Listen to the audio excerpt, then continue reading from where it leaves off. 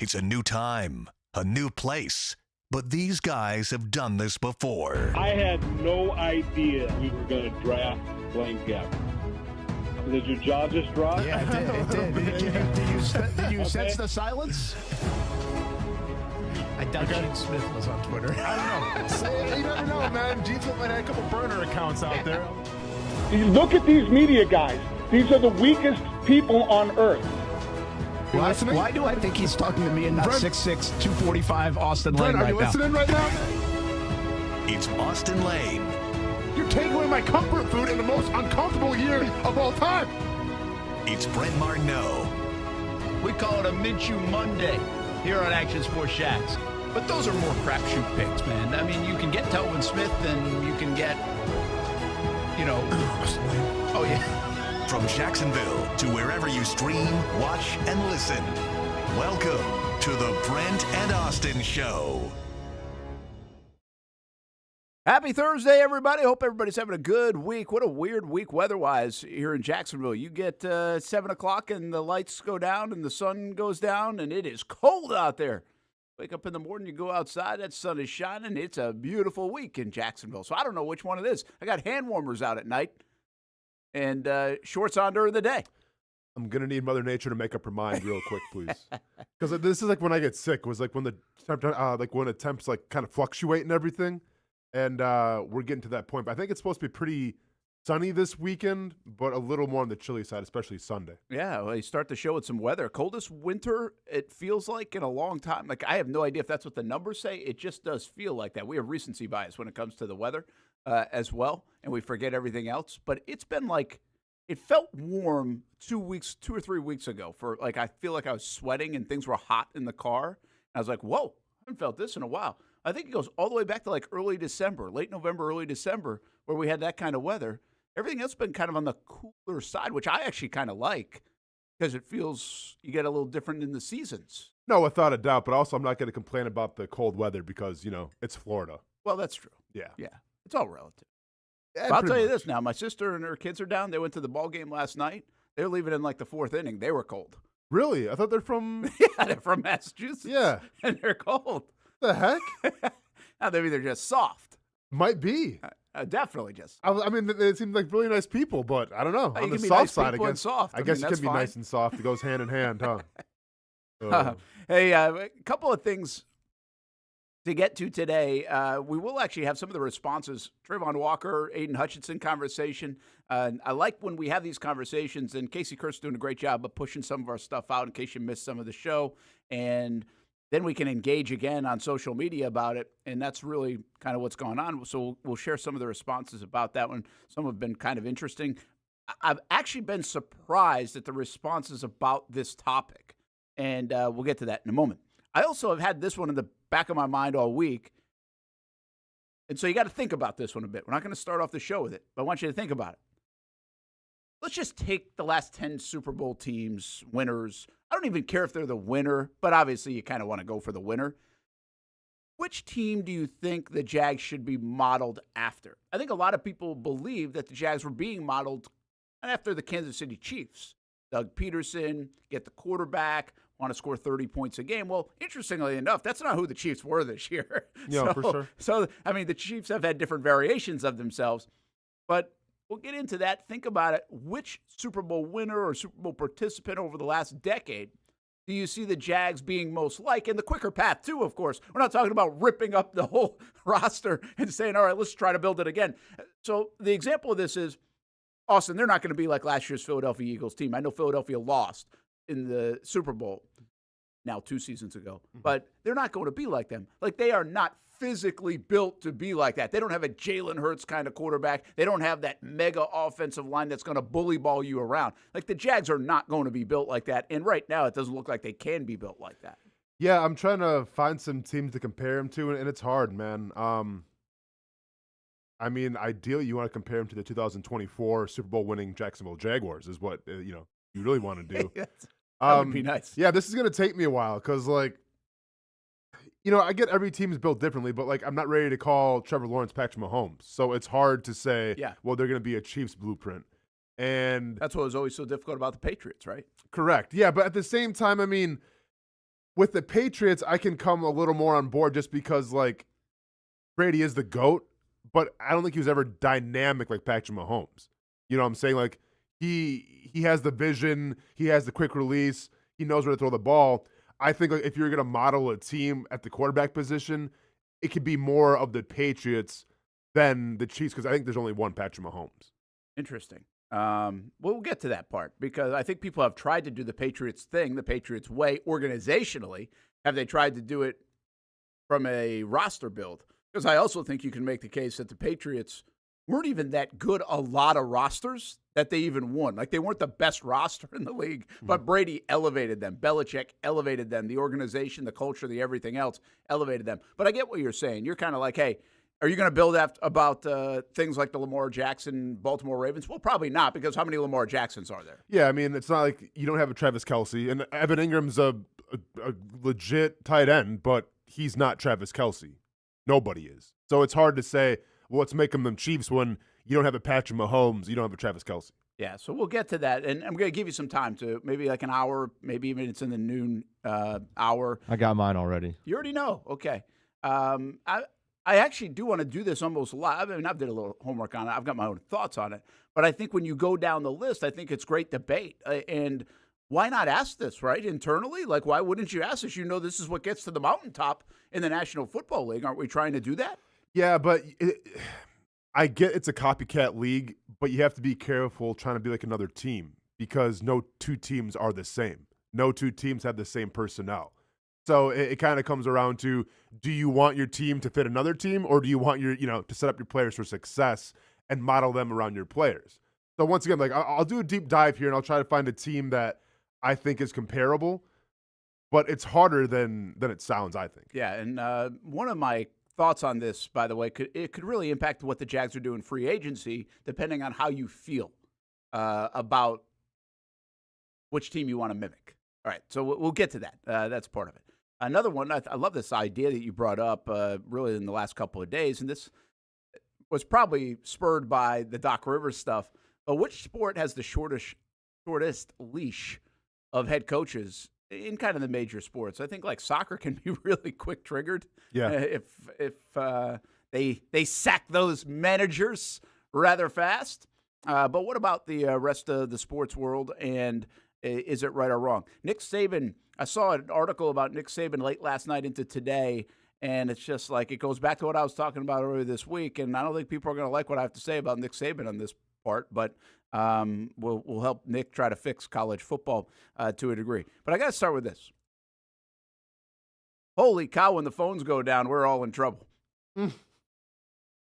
Yeah. Whose phone went down today? Did yours, Hamby? Yep. Yep. Cricket wireless, So baby. What was it? Nice. So wait, your Cricket? Oh yeah. I don't even know what that is. The offshoot of AT&T. Is that what it is? Oh, it's an owned entity by AT&T? Correct. Is T-Mobile's different than AT&T, right? That is correct, Brent.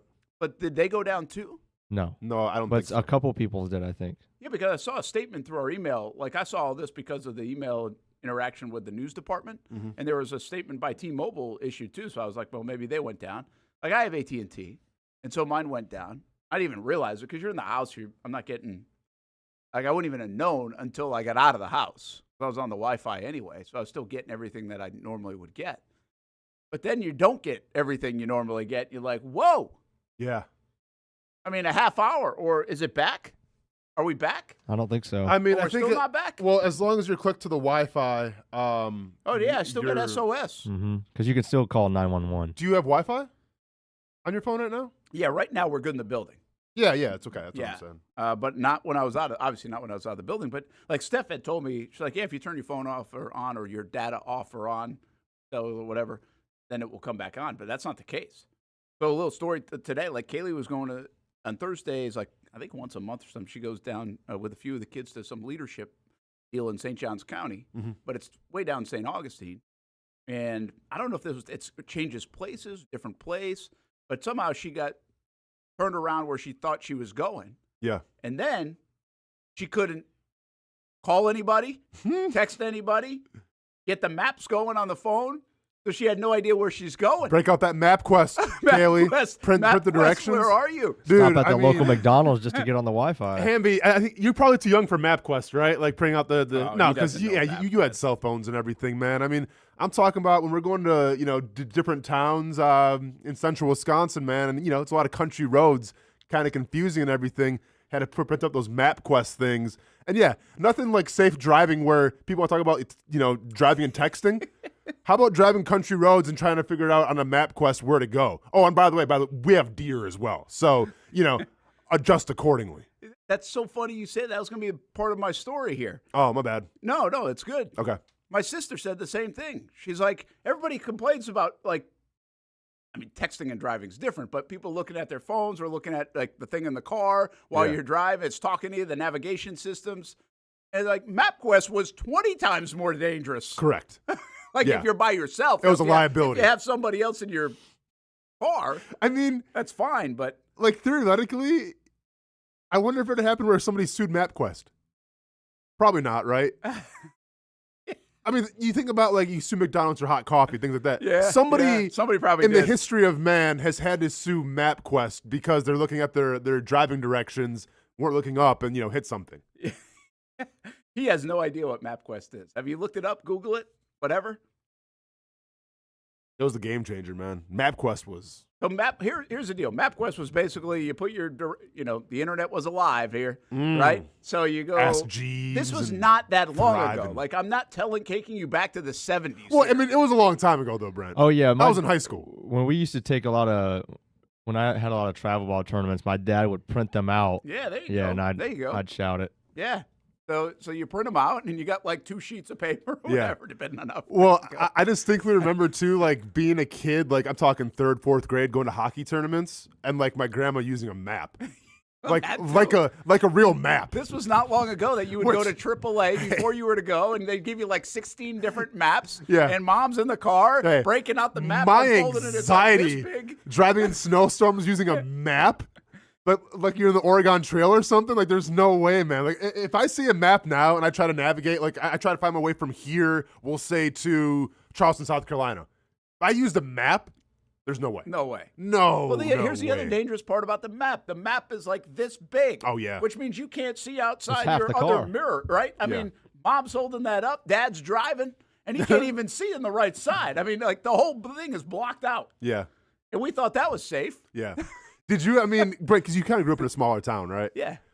So for your driving test, did you do it through the school or did you do it through like a I remember taking a driver's ed course through the school. Okay. But my best friend, Pat, his dad was a cop. Okay. And I don't know if he had a connection up in Woonsocket, Rhode Island, where Mount St. Charles, by the way, Socket Rocket, guys like Brian Berard and Garth Snow and all those guys played hockey. Socket Rocket. But so anyway, Woonsocket is a little more hilly up in that. I mean, it was like half hour outside of Providence. At least felt like an hour and a half to me. Mm-hmm. But I don't know if he had a connection up there or whatever. But we both took our driving tests in Woonsocket, which is not in East Providence where I was from. And so I think I took the driver's ed test through the school, took the test up there. We both did it on the same day. I'm on a hill in this driver's test, by the way, 3-point turn on a hill. Like, like a real hill. Like, this was real deal stuff. I thought this was going to be easy. Like, we knew the guy type of thing. So, this wasn't easy. In central Wisconsin, it was kind of a trip for us because we didn't have highways, right? So, like, we didn't have to worry about traffic. So, like, to add stress, I guess, to an environment for, like, our driver's ed. So, it was like driver's ed, then you take your test, right? Yeah. So, driver's ed was through the school, and then the test was in Stevens Point, like 30 minutes away. Yeah. For the driver's ed class to like get through it, shout out to Terry Trapassa, who was our teacher. He would take you to the middle of the country, and you had to find your way back. Really? Yeah. And that was part of like the prerequisite. Oh, it was stressful, man. Heck, but that was like part of like to be able to pass. He's like, so make sure that you focus on the landmarkers and everything. I'm like, man, if I ever have to know this kind of knowledge of like focusing on landmarkers of if I'm lost, I'm in the wrong state, I think. I am awful at directions. Yeah. And it doesn't even bother me. Like, I'm so bad at direction. Like, I don't even want it to just even be part of my headspace. Yeah. That, like, I'll get lost or I'll take a wrong turn. and it just won't even bother me. Oh, like so- I'll just be like, all right, well, I got to go over and turn, I'll find it, or I got to re-put something in or whatever. Yeah. Like a lot of people get mad at that.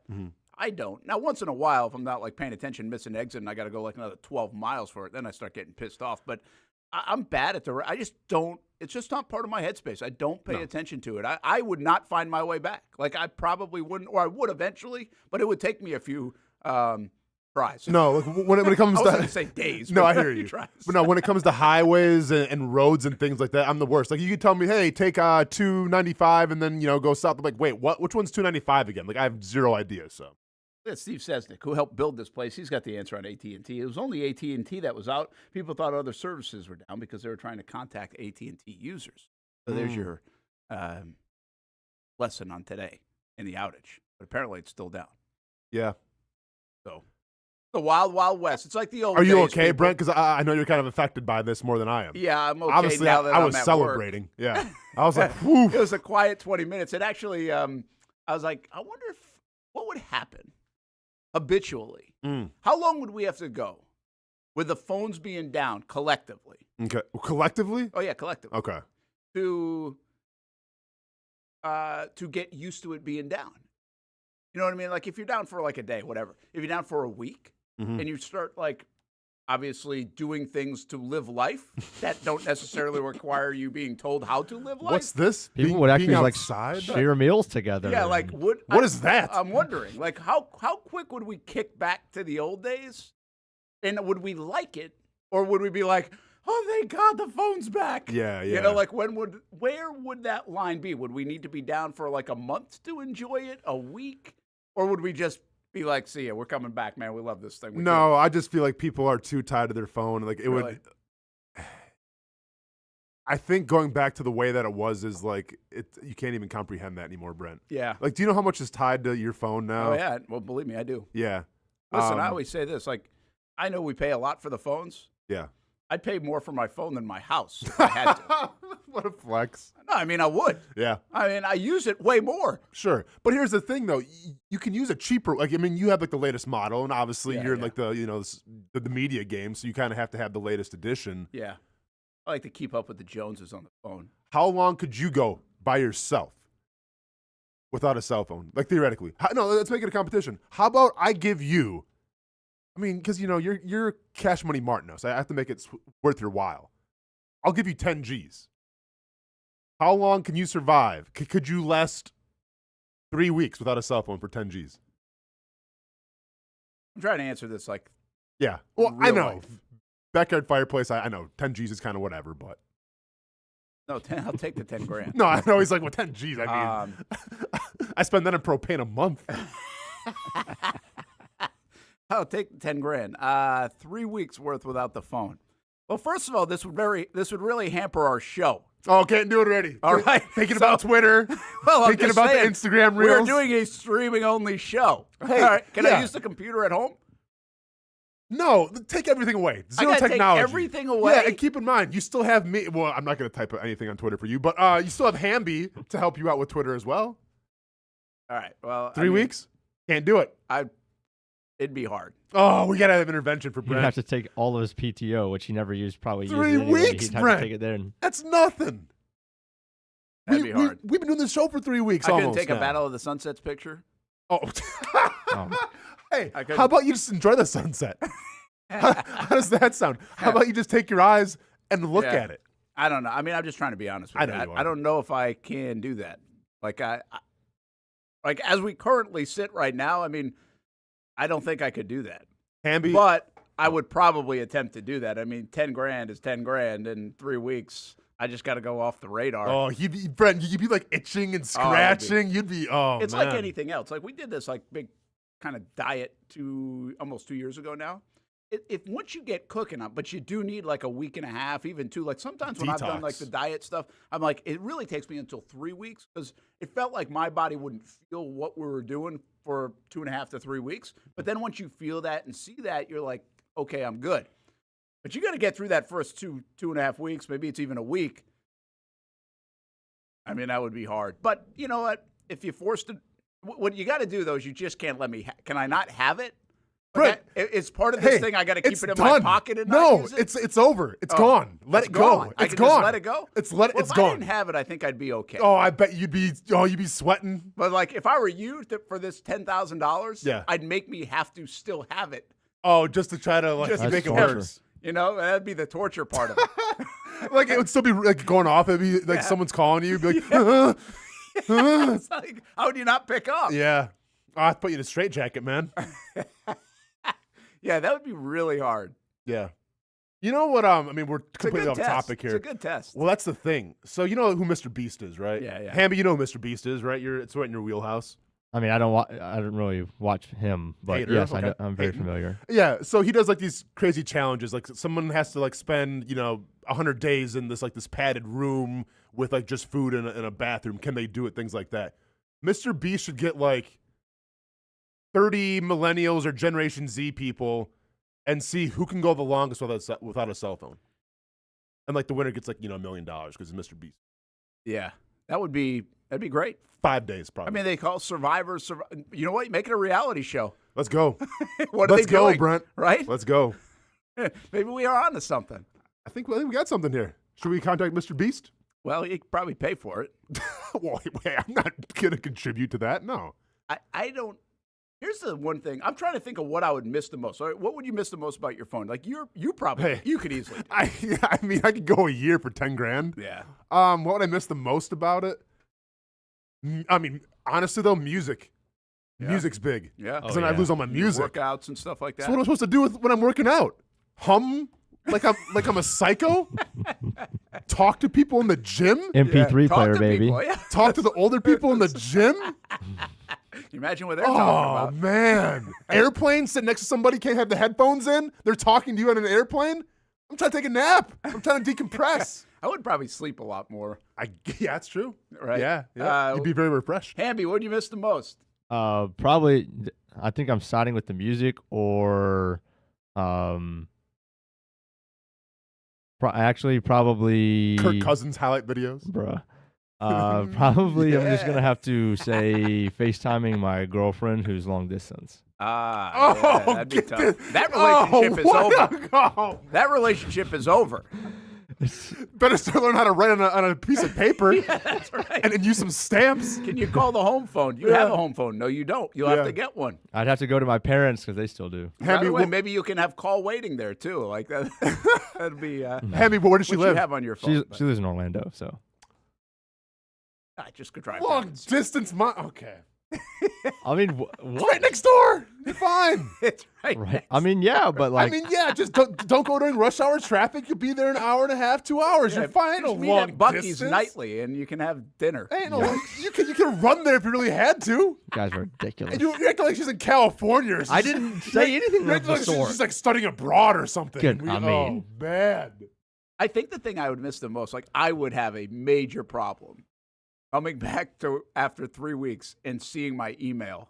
I know you're an Like email I am junkie. OCD. Yeah. If that has a red thing near my email, you know the red, and I can't do that. But by the way, You know how many I would have? So okay, you know how many? You know how I operate with my emails, right? Yeah, not Don't very delete well. them.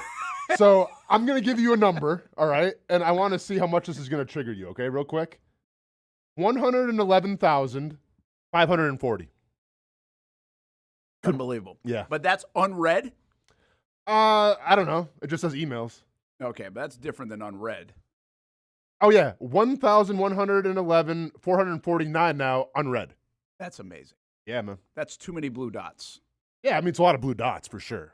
Yeah. Hamby, you an unread guy? I mean, I have 500 unread texts. That is ridiculous. My man, see, we're cut from the same cloth, Hamby. How do you guys survive? Let them be. You know, if they're important, you'll get to it. How do you Right. guys survive? Let Look, them marinate. I mean, look, right now I've got 2 reds on a Facebook and on the text. And- I got to get to and those it is in going the break. crazy. It is I'm gonna going get to nuts. those in the break. Man, Goodness gracious. There's no doubt. I Brad, you're cannot so see the red. Get the red off unbelievable. my screen. so thorough, but then when it comes to being on time, yeah, you know, whatever. I'm too busy getting unread. Or trying to find my way after getting lost. Yeah. All right, let's talk some sports. Sorry for everybody having to deal with no phone. Welcome to the old world. Yeah. Here in 2024. Brent and Austen show rolls on. We do get into sports and which coaching tree has the shortest leash, if you will, in sports? Is it the NFL, the NBA, the NHL, Major League Baseball? Where's there really the most pressure to perform now? And this might not be as easy as you think. You got to think this one through, and we'll talk a little bit more about it when we come back. Hey, I said this last night on social media. Girls soccer in this area is so good. We talked about that in the past. Creekside beat Bartram Trail in penalty kicks last night to go to the Final Four. These two programs have won the last 4 state championships in Class 7A. Bartram's won 3 of them. Creekside now will have a chance to make it 5 in a row for 2 schools located like 3 miles apart on Longleaf Pine. It's got to be the greatest rivalry going right now in the state of Florida in any sport. I mean, if you know of another one, let me know, but it's unbelievable. The stakes, and by the way, the intensity. Coach was ejected, red carded out of this one last night, which means he probably gets suspended and missed the state semifinal game. And that's not the first time that's happened. Intense rivalry there between Creekside and Bartram Trail. I got to believe the best one in the state of Florida in high school sports right now.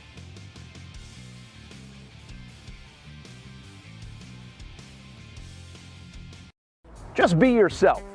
Maybe we're talking about being a dad or a mom, a first responder or a teacher. Maybe it's a sports fan. We love those. We're talking about anyone in the Jacksonville community. At Community First Credit Union, just be yourself means being real. When you partner with Community First, it's straightforward. They're people connecting with you, so you can be yourself. I've been coming here to Community First for years. This is the Bartram branch, the one I usually come to. And they have mortgage loans, personal loans, and auto loans. And I'm almost done paying off that truck loan. Just a few more months. Good rates, easy online banking, and friendly customer service when I have a question. It's easy to be myself with Community First. They live up to the slogan in their name. Community First has partnerships in the Jacksonville community with the Iceman, the Florida Theater, the Jacksonville Zoo, and many more. Visit one of the Jacksonville branches or find out all you can do with Community First Credit Union at communityfirstfl.org so you can just be yourself. Start your morning right. Start your morning right. A new day, a new traffic headache. But Action News Jax traffic expert Maritza Ross is here to guide all kinds of daily drivers, like the traffic dodgers. Don't worry, I'm going to get you around this mess on I-95. The side street seekers. Now you can exit early on 17 due the to last-minute leavers. If you're getting a late start this morning, here are your fastest routes. So let Maritza save you time on Action News Jax this morning.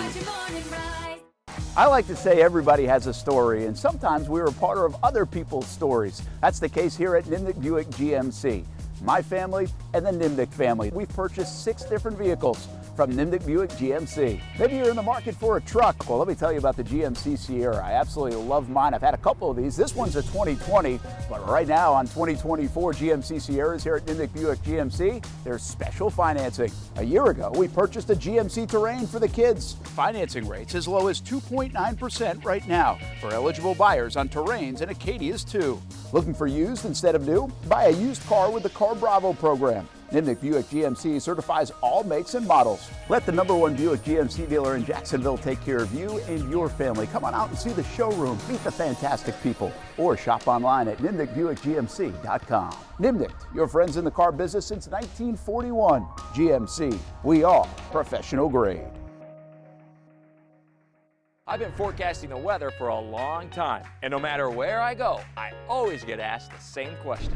Hey Mike, what's the weather gonna be like? Hey Mike. Hey Mike. Mike, hey, what's the weather gonna be like? I don't mind being asked because I always have the answer. Great day for a perfect round of golf. Hey, a little rain later today. So go ahead, ask me. Hey Mike, I'm heading out. What's the weather like tonight? It's the same question, even at home. Mike Burrish, he's got your weather answer on Action News Jax. Go where all the pros go. Jacksonville Orthopedic Institute takes care of athletes at the highest level, like the Jacksonville Jaguars players. They will take care of you, too. Our team covers a lot of teams here in Jacksonville. FSCJ, JU, the Axemen, the Jumbo Shrimp, the Sharks, and, of course, the Jacksonville Jaguars. JOI covers all those teams as well. And then there's youth sports. My kids play baseball and softball. And whenever we have an injury question, the first call is to JOI. Jacksonville Orthopedic Institute has been serving Jacksonville for 30 years. and they have over 30 specially trained physicians and assistants at 5 locations in the area. If your injury is specific to an area of the body, JOI has a specialist. They also are leaders in robotic surgery, joint replacement, and sports medicine. JOI Rehab has 13 locations and 90 therapists to get you better. Comprehensive care with caring physicians and staff at JOI. From youth sports to high school, college, and the pros, Jacksonville Orthopedic Institute. JOI. Go where all the pros go. When the sun sets and night begins, Action News Jax is working to bring you the big, important stories at 11 you need to know about. Live in downtown, from Orange Park, from the south side, from all over Jacksonville, we keep you informed on local news happening now and get you ready for what's next tomorrow. Plus, Chief Meteorologist Mike Burrish has the area's most accurate forecast to help you plan for the day ahead. Live at 11, it's worth staying up for CBS 47 Action News Jax. When you think sports, you think Action Sports Jax, the official station of the Jaguars, on location for every game. But the most experienced team in town doesn't stop there. From high school football to the big events in the area, Action Sports Jax is always on. Coming soon, we take that to a new level. Action Sports Jax 24/7 is around-the-clock coverage of the teams you love and the moments you can't miss. The best local sports in Jacksonville on Action Sports Jax 24/7. Let's look at TPC Sawgrass, and we'll see it up close and personal in a couple of weeks as the Players' Championship is just around the corner. Should be a fun week in Jacksonville. That begins March 11th. Cole Swindell, is that the Tuesday night concert? Yeah, Cole Swindell. Got a new song out, too, which is pretty good.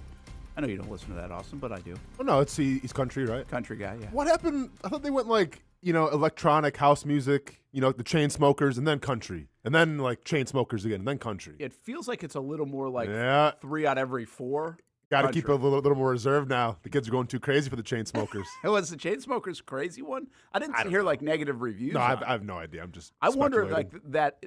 I just think the country music genre is so big, whether you like it or not. The crossover, and especially now, Sup, Beyonce with the #1 country hit right now. That's what I'm saying. You see, she's #1. But do you think don't you think they're getting into it because they know how big the genre is? That's like a whole. Why wouldn't you include that part of the audience? Well, no, I definitely think they're getting into it because it is a big genre, but also now more than ever, it's cross paths with pop music.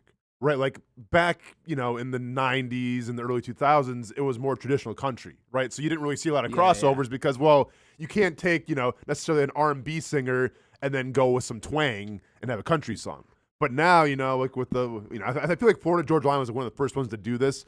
When you cross pop and country a little more, now it leaves it open for more people to interpret it, and then obviously they can kind of have their own rendition of what they feel. Yeah, and here's the other thing about it, the music. I mean, obviously Taylor Swift's biggest thing going on the planet started in country. Mm-hmm. You take somebody like Jelly Roll, who's massive over the last year, crossing over into pop, but really country bass, I would think, right? Yeah. So you're getting all of that and more, and I think that's the thing right now, right? Can you get a hit that either starts in country or starts in pop, but crosses over to one or the other? Correct. And now you've done it.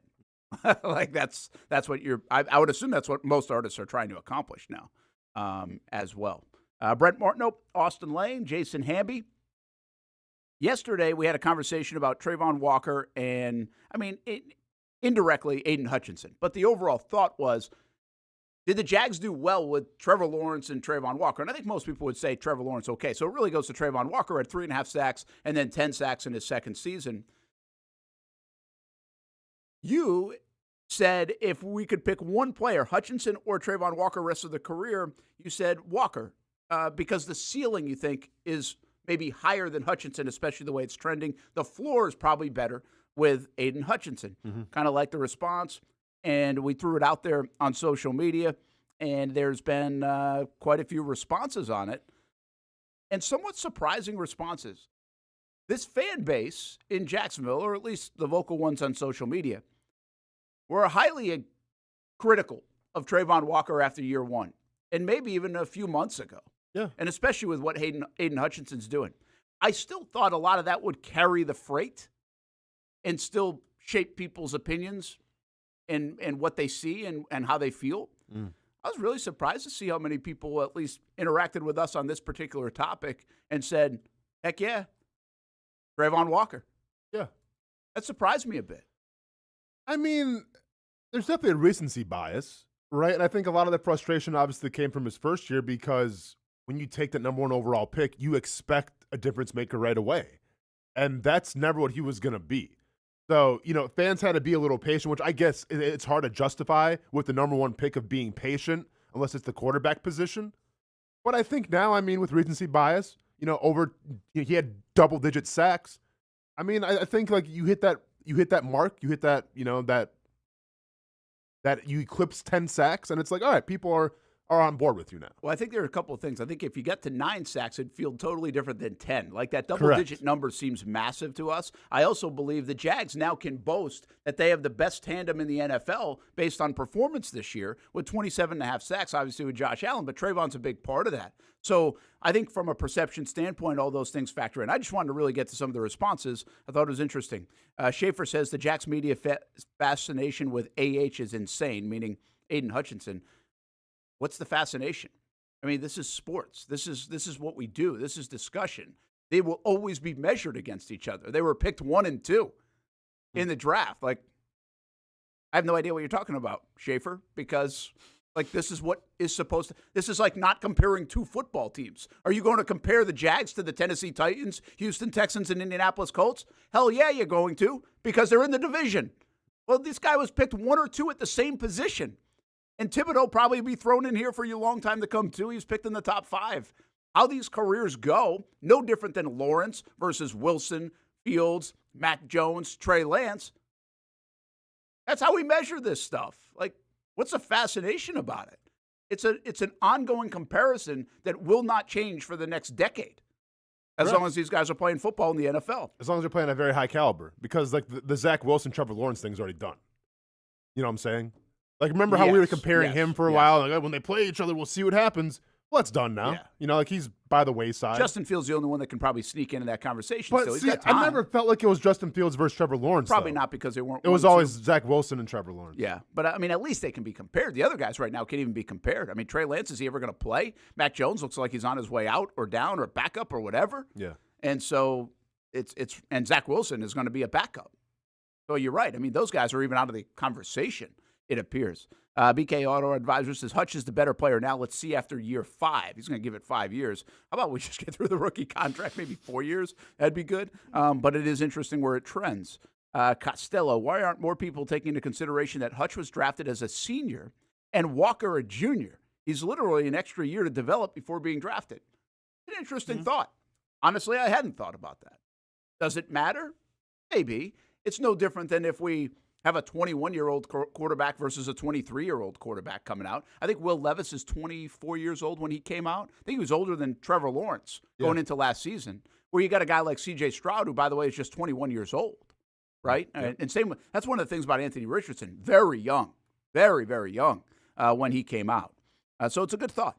Brendan says, Hutch is a great player. However, I think Walker has that factor to him in the run game that is super important for the AFC South. Plus 10 sacks in year 2 is a huge improvement. And if he continues to produce at that level, he will be the better player.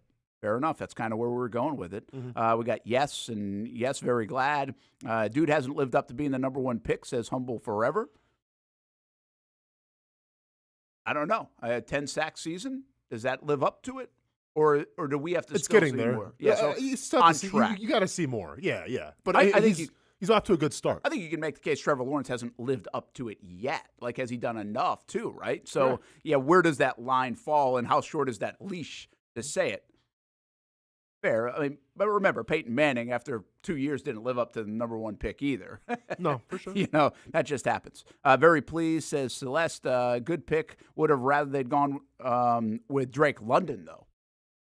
Interesting. I don't think that was ever going to be a possibility. Yeah, unless you traded back a lot. Yeah, that would be outside the box. Yeah. Nope. 100%. So, again, we got some varying opinions. Is that a Lions fan or is that a... I don't know. It's hard to say.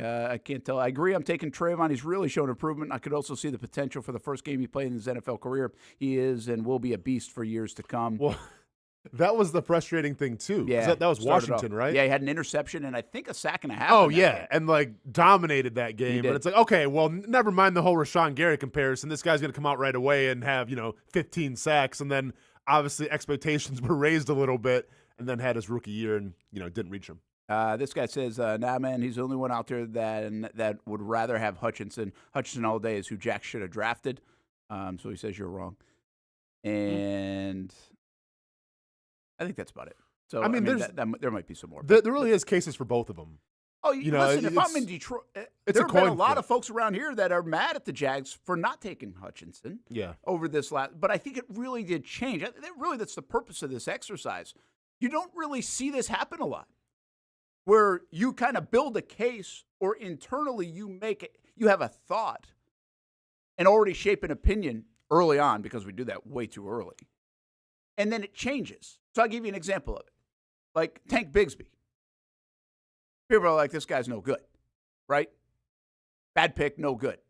If they can circle back to Tank Bigsby in a year or in 6 months, 8 months, and all of a sudden he's starting to play well and people reshape how they feel about him, like that's unique. Like Luke Joko got off to a bad start. That didn't change. Blaine Gabbert, bad start. That didn't change. Like, give me a guy that changed your opinion. Like Blake Bortles is an interesting one because for 2017, he changed your opinion. Like he got hot. He was like, oh, wait a minute now. People like me who had defended Blake were like, hey, let's go. Yeah, I hear you. Right? Yeah. I mean, there was that stretch where you could do that. It's very unique, especially around here. Well, you know who else changed it a little bit? I guess maybe there's more examples of this, Austin. Josh Allen. I sat in front of a microphone for the last couple of years when it came to Josh Allen, and not everybody was believing like I was believing. Sure. And now everybody's believing and wants to throw the bank at him. But his rookie year, you saw the potential. You did see it. So, like, but people were willing to let him walk last year. Sure. Yeah, they were. But, like, my point is, whether you want to talk about Brennan Strange, whether you want to talk about Tank Bigsby, yeah, it's too early to tell. But my issue is when you draft them that high, they got to come in and contribute right away. Especially when you were on the doorstep the previous year and you think, okay, we lose to the Chiefs. Let's get a little better here, get a little better here, invest in the draft a little bit, and then hopefully we have the pieces to be successful. And the pieces that you invested in to be successful are pieces that we didn't see last year. They're pieces that you're telling us to say, hey, just wait a little bit. Let's see what happens here. Well, screw waiting. We were on the doorstep 2 years ago. And now we're waiting? And now where are we? Out of the playoff contention because of the Houston Texans. Yeah, and it doesn't help, okay? And this is really where I got on this conversation because the Houston Texans have the Offensive Player of the Year and Rookie of the Year and Defensive Rookie. But really, the Jags kind of did something similar in two different drafts. They took number one, they took a high profile and impact player at quarterback, which was the C.J. Stroud portion, and they took their Will Anderson at number one overall with Trayvon Walker. They did it over 2 years. So that's really how I even got on this topic this week. But it's very interesting what you say about a guy like this draft with Tank Bigsby or even a Brenton Strange in the second and third round. We'll stop there because those are two more starter position kind of picks. The thing that hurts the Jags in these conversations is somebody like Houston, but also Detroit, where those guys are coming in making a major impact right away. Yeah. So I guess I'd ask you this. The way Josh Allen has kind of changed some of the perception, the way Trayvon Walker has kind of morphed the perception over the last 2 years. Can a guy like Brenton Strange and Tank Bigsby, what are they going to have to do to change the perception of this 2022 draft, which, by the way, 23 draft, sorry, which is highlighted by a very good first-round pick, it appears. Correct. Which we totally dismiss. But there was a time when we couldn't get first-round picks to hit either, remember? No, I hear you, man. But once again, you bring in a first-round pick, like you expect him to contribute. So you do, but we expected, like, what's his name out of Florida, Taven Bryan, to do the same, and he didn't. He was picked around the same spot. Yeah, he but never did anything. but keep in mind, he wasn't brought in to make a difference right away. He was a luxury pick. Well, I'll make the case then that the second and third round pick were too out of this draft. Yeah, which is my issue. Because my issue is that, okay, go back to 2017. You obviously made a great run. Your defense was stacked, right? What did you have to really bolster up? Or the offensive side of the ball. Okay. But, like, pick what, 29 they had? 28? Oh, with yeah, Taven I think it Bryan? was 28 with Taven Okay, Bryan. so like I Yeah, felt yeah, that I it see kind what of you're took saying. best available. Yeah. And they said, all right, I mean, we don't need him to contribute right away. Let's develop him, put him out of position, see how that goes. And it is what it is. But Was that okay or no? not? In retrospect, it wasn't okay. I know, but because at he the didn't do time, anything. Was the idea of a luxury pick in that spot to get the best player available and just add depth to a spot that you were probably going to have to get cheaper at, right? With guys Correct. like Malik Jackson and others down the road. Like, was the idea good and just the pick was bad? Yeah, I think the idea was, I get the idea, but obviously the pick didn't work out. Well, so I guess that's what I argue with a lot of folks about this draft. Outside of Anton Harrison, they had 21 starters that were going to play coming off a season where they went to the playoffs and won a playoff game. I don't really see that being that different from the 2017 to 18 jump. But I also don't even really feel like they took as much of a luxury pick with these guys. Well, they did, I think, with Tank Bigsby, but not with Brenton Strange. They only had when you had Evan Ingram? They had 2 tight ends in the room. But was the plan to bring in Brenton Strange and make him a difference maker right away or not? No, I think it was more to add depth to the room. So then you spent that high of a pick on depth. I think totally they did. Okay. But I just don't know. Here's what I argue, Austin. If you had taken a receiver in the second round, where was he going to play? If you had taken now listen, there are 2 spots here that the answer could have been in hindsight. Correct. Absolutely. Yeah. Guard. Take the kid out of Florida, Torrance, right? Osiris Torrance certainly could have contributed. Yaya out of Tampa. I think he was in the 2nd or 3rd round. Mm-hmm. Depth, where a guy like Chason or Smoot, could he have impacted more? It looks like he could have. But he even wasn't going to start. You already have Josh Allen and Trayvon Walker. Yeah. Right? Or you have your guys. That's just again, this isn't a defense. You could have, in hindsight, been better than you were in other spots. But the bottom line is the Jags kind of had their guys. It was going to be a depth pick at the 2nd round no matter what. Could that player have emerged into a starter is the real question. And Brenton Strange actually played a bunch, just didn't really contribute from a receiving end a bunch. So my only point is that the Houston Texans, for instance, had a lot of success this year. Turned it around right away. Stroud comes in, obviously, starts 15 games. Will Anderson starts, it says 15 games. Drew Struggs, who they got in the 2nd round, interior offensive lineman, started 7 games. Tank Dell had a pretty good season before I think he got hurt. He started 11 games. He was taken in the 3rd round. Let's see here. Henry Tototo, who I don't really know of, but started 6 games. He's a 5th round pick. He's a linebacker. He's the Alabama guy. Oh, the Alabama guy. Okay, gotcha. Started 6 starts, played in 15 games. Yeah, but this isn't apples to apples, though. The Houston Texans were like a 3-win team versus the Jags, who are a playoff team. But my point is that, listen, they needed guys. They addressed those guys. Their draft came in, and they started. Like, they addressed their needs in the draft, and those guys came in and started. Was tight end really that big of a need? Maybe. But did you get the right guy in Brenton Strange? I can sit here and say I'm not sure yet. Yeah. Listen, that part is fair. I just think... Is Tank Bigsby the guy? I mean, we've seen some good, but... Listen, I didn't like the Tank Bigsby pick from the get-go, so I'm not going to sit here and defend that one. The only thing I will defend is I don't think you were drafting a starter.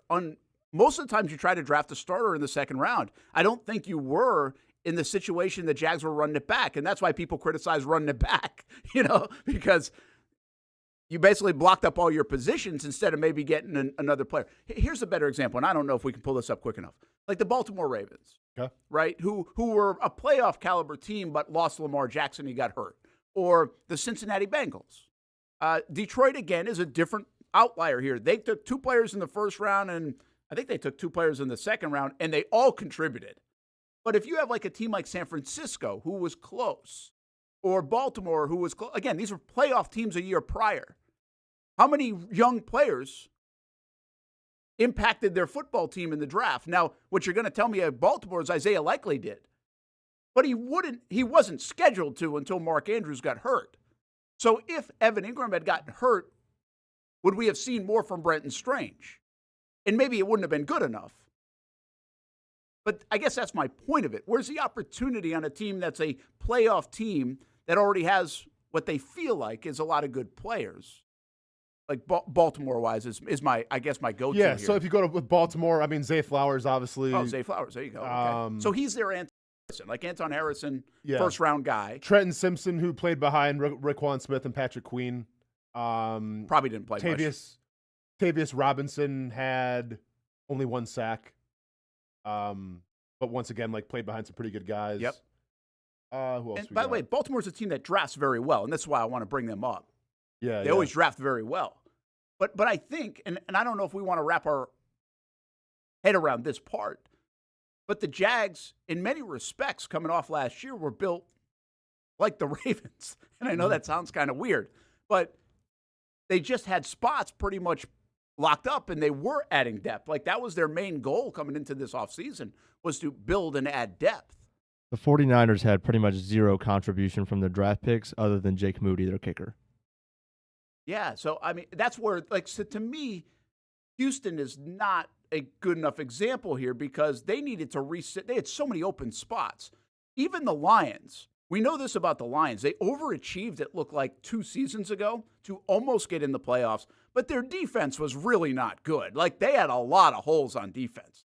They needed to plug holes. Now, what's interesting is they created holes on offense with their running backs, right? Like the trade of Swift, and they got rid of Jamal Williams, and they go replace it in a very good way. But I just think Baltimore is a good example. Like, Baltimore and the Jags were not built differently going into this past draft. Okay. They knew what they had. They were going to get depth and future consideration, cheaper talent at certain spots. And Isaiah Likely was a rookie this year, right? He was drafted 22. Oh, he was 2 years ago. Yep. He just Why did I didn't think play he was in at this all. year's draft? He didn't play at all. Oh, he didn't play at all. Because they had Oliver, too. Yeah. But what round did they take Likely in? That was, what, 6th, 7th? 5th or 6th. Oh, was that late? Yeah, he was out of Coastal Carolina, I thought. He was. He was 4th round. Oh, 4th. Damn. Which they had. Why does it say they had 5 4th-round picks? They might last have. year? They might have built it that way, you know. Yeah, Coastal Carolina. Well, probably not getting compensatory picks in the 4th. But that's interesting. But that's a little different. But it's not totally different. You know what I mean? It says they had 6 4th-round picks, and he was the 5th of the 6th. Wow. I mean, great value there, right? Mm-hmm. And he got his opportunity. So, and I don't want to wish this on anybody, but I'm just saying the similar situation is, do we know about Brenton Strange until he has to take on a role like Isaiah Likely did this year, where he had to fill in for an injured player and become more prominent in the offense? To me, if he does that, if he's able to be capable of contributing when you need him and go down, like, the pick is valuable. Mm-hmm. We just don't know that part yet. Again, I'm not a fan of the Tank Bigsby pick, but if he all of a sudden has 8 touchdowns and is able to get you 3rd and 1 and 4th and 1 and get you in on that goal line, which has been a mystery for the Jags, well, you know what? There's value in that, because right now one of the biggest problems the Jags have is being able to pick up a yard. Okay, I get that. He couldn't do it this year, though. I mean, he didn't do it this year. No, I hear you. But once again, what are we talking about this year? Interior defensive line, interior offensive line. And I get, like, every single year it's different, right? But then where is the hierarchy in terms of how important is a short goal line running back taking that high compared to a defensive tackle? Listen, I would have taken him undrafted. We know we can get running backs undrafted or 5th, 6th, 7th round. I couldn't believe they took him in the 3rd round. Yeah. They made their bet on that one. Now, maybe he's the next Mark Ingram. I mean, time will tell, but you're not wrong. I can't sit here and defend I didn't defend it when they picked him, and it's nothing to do with Tank. I couldn't believe they picked a running back at that spot. And here's the deal. The biggest criticism the Jags should have, and some people say running it back, I don't necessarily look at it as that. I get why they ran it back, and I thought they had a lot of talent. Their biggest fault should come at their evaluation of their interior, the offensive line. They were rolling out there with Luke Fortner and Ben Barch to start the year, and they were cool with it. And they were wrong. Like, they were dead wrong, and it was debilitating to their football team. They weren't just wrong. They were dead wrong. And they thought their offensive line was a strength, by the way. A lot of people did. A lot of people were like, yeah, we're all good. Offensive line, we got Trevor. It'll be fine. Yeah, nope. It's okay if a lot of people do. I was probably in that boat. But it's more important that they thought No, so. I know, yeah. And they could have picked in that second round or third round more help on the interior. Like, I was a fan. I thought Ben Barch could deliver for them. I was wrong. They also had this plan that once Cam came back, Walker Little would go to left guard, which I thought was dangerous, but they had that plan. I could see what they were doing. But the bottom line is they were wrong. To me, that's the number one problem of this year. If you're a Trent Baalke detractor, your number one thing on Trent Baalke should be his miscalculation of the offensive interior. And I've said it a million times by now, but the reason, even bigger reason why you should be more critical of that is that's supposed to be his MO.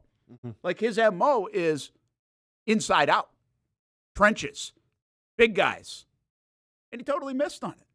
And it looks like he's totally missed on it, and they've got to fix it. Like, that is their biggest fix of the offseason, and maybe they've got to plug out another hole after that, somewhere else that pops up. Or right now, that's their biggest one, in my opinion. And it was a gross miscalculation. All right, let's take a break. 11 o'clock hour coming up. We will get to the fired coaches. Which one is the most difficult to keep your job? Which professional sport of the major sports? We will talk about that. And don't forget your homework assignment. Who do you want to see the Jags built like a Super Bowl participant of the last decade? What should they do? Florida Gators were in town for a doubleheader against the UNF Ospreys, and the Gators are good. The Ospreys are going to have a good team, I think, this year, but the Gators are very good. They got double-digit wins in both games.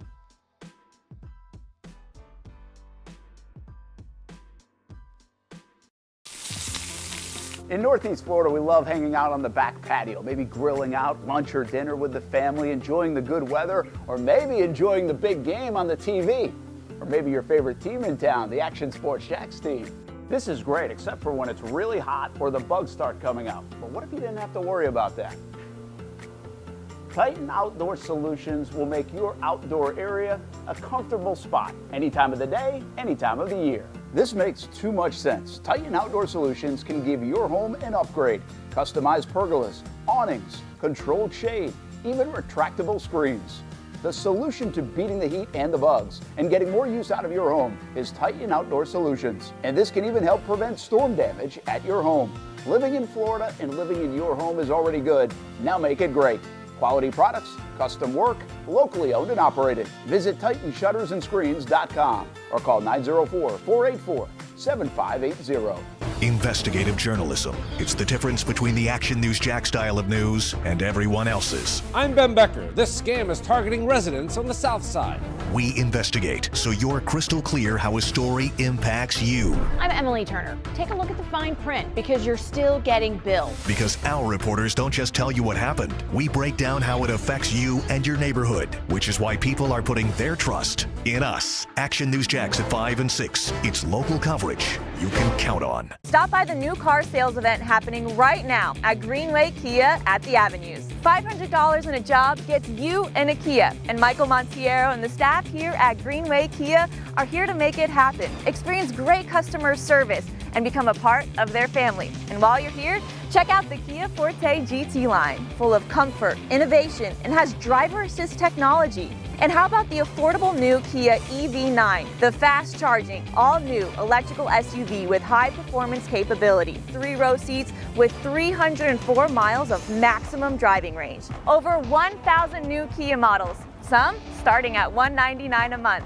And as always, get the 10-year, 100,000-mile limited powertrain warranty. Come shop at Greenway Kia at the Avenues, located on Phillips Highway. You can shop online at greenwaykiaattheavenues.com. And remember, $500 and a job gets you in a Kia at Greenway Kia at the Avenues. Before Action News Jacks at 5 breaks today's top stories, know this. We're asking the tough questions for you. Were you targeting the Tebows? Our team of reporters are relentless. Do you have anything to say to your former employees? Working to find answers. If we wait in the parking lot, you'll talk to us on camera. Never never stopping. Have you paid back any money? So you know what's really going on. Your own counsel said it was an investigation. I'm just asking questions. I mean, is it a conflict in your mind? Action News Jax at 5. It's local coverage you can count on. We had a blast swooping with the Ospreys on Saturday night for their scholarship fundraiser, the Blue and Gray Bash. And that night is all about benefiting the student athlete. At UNF, those athletes are in full swing right now. The stretch run of the basketball season, which includes the River City Rumble on Friday night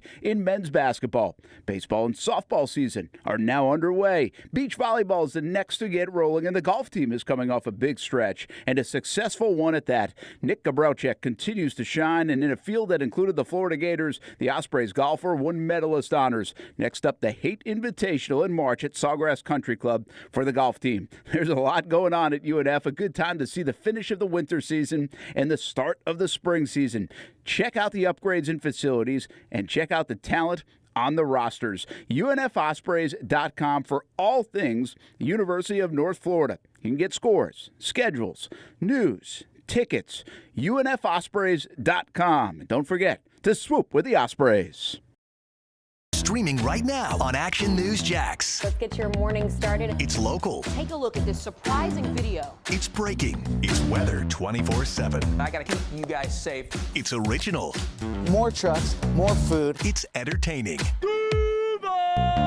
Now it's new and free. 'Cause no one can do it like we do it, like we do it, like we do it. Everywhere, anytime. Stream Action News Jax wherever you watch. Perfect Rack Billiards has a deal for you. 50-cent Wing Fridays during lunch. Get out of work early, get a head start on the weekend, or just take a lunch break. 11:30 until 3 p.m. on Fridays. Every Friday, Perfect Rack Billiards with 50-cent wings for lunch on Fridays. A perfect place to stop in Murray Hill, play some pool, play some darts, maybe some shuffleboard. Now, that's a heck of a lunch break. And get those 50-cent wings on Friday just to make it better. 11:30 to 3 p.m. on Fridays at Perfect Rack Billiards. Beautiful day in downtown Jacksonville as you take a look at the River City. Brent Martineau Austen Lane, Jason Hamby, the Brent and Austin Show.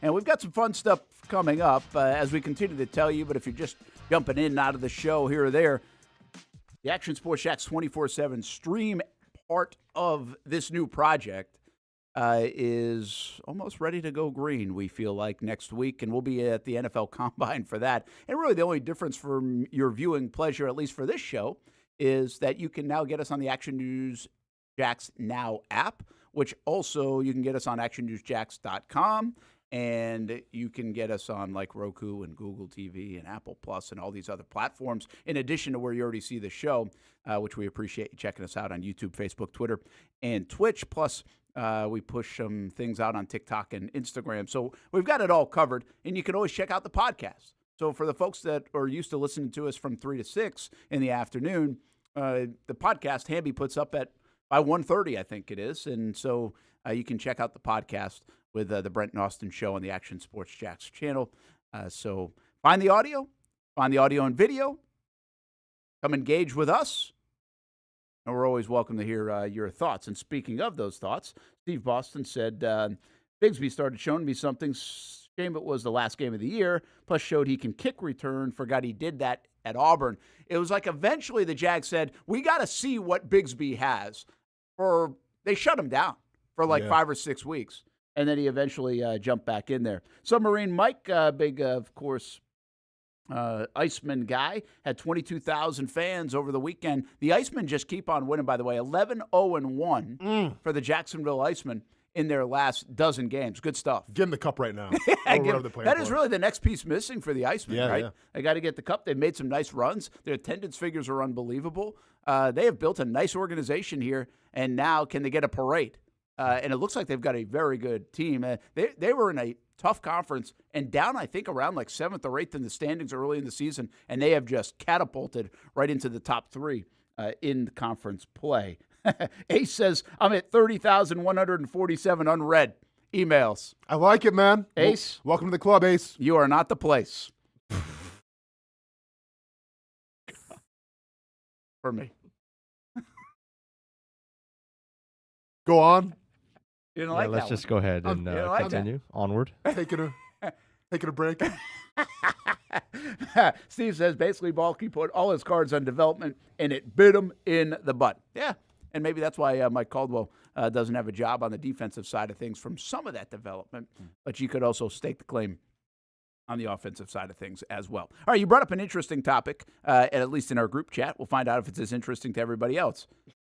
Way to put the pressure on me, man. Thank you. Hey, listen, man, this job comes with some pressure. I guess so. Speaking of pressure, which job in professional sports, meaning the NFL, the NBA, NHL, MLB, you can branch out if you want, but that's kind of where we're sticking with, has the most pressure to win with the shortest leash to do it? Yeah.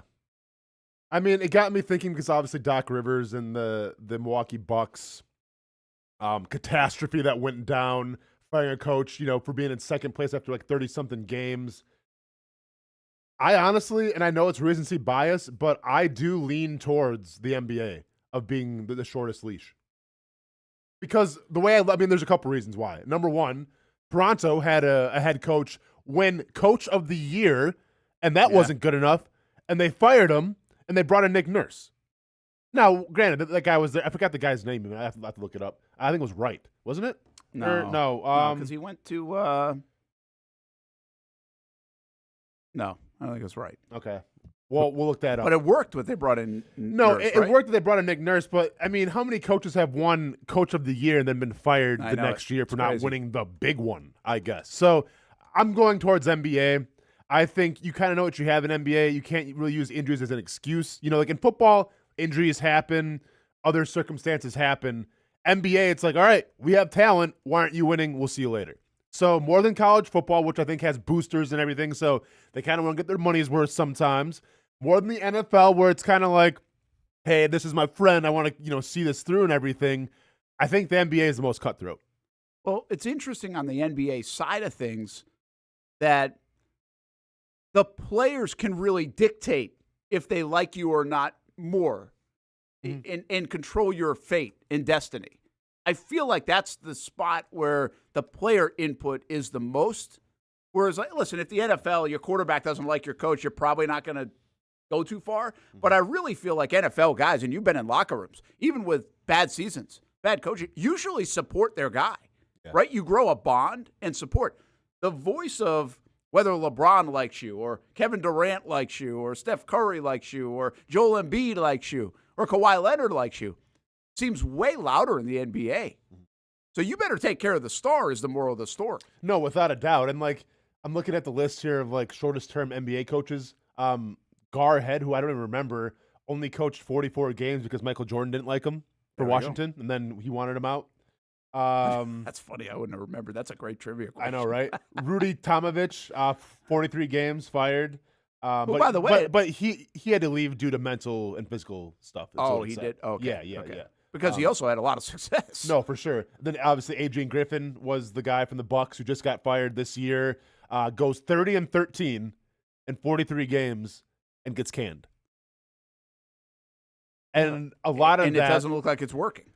No, not even close. And a lot of that was said to be because, and I don't know if this was Giannis per se or if it was more of upper management. They didn't like the style the Bucks were playing in terms of not playing defense, which, hey, it's the NBA. So, deal with it. Bob Weiss was fired only after 30 games in Seattle. Okay. And then number one comes Jerry Tarkanian, which is wild. I forgot he even, you remember him from college basketball. I did. That's a good one. Only lasted 20 games in the NBA. Huh. Did not see eye to eye with the Spurs owner.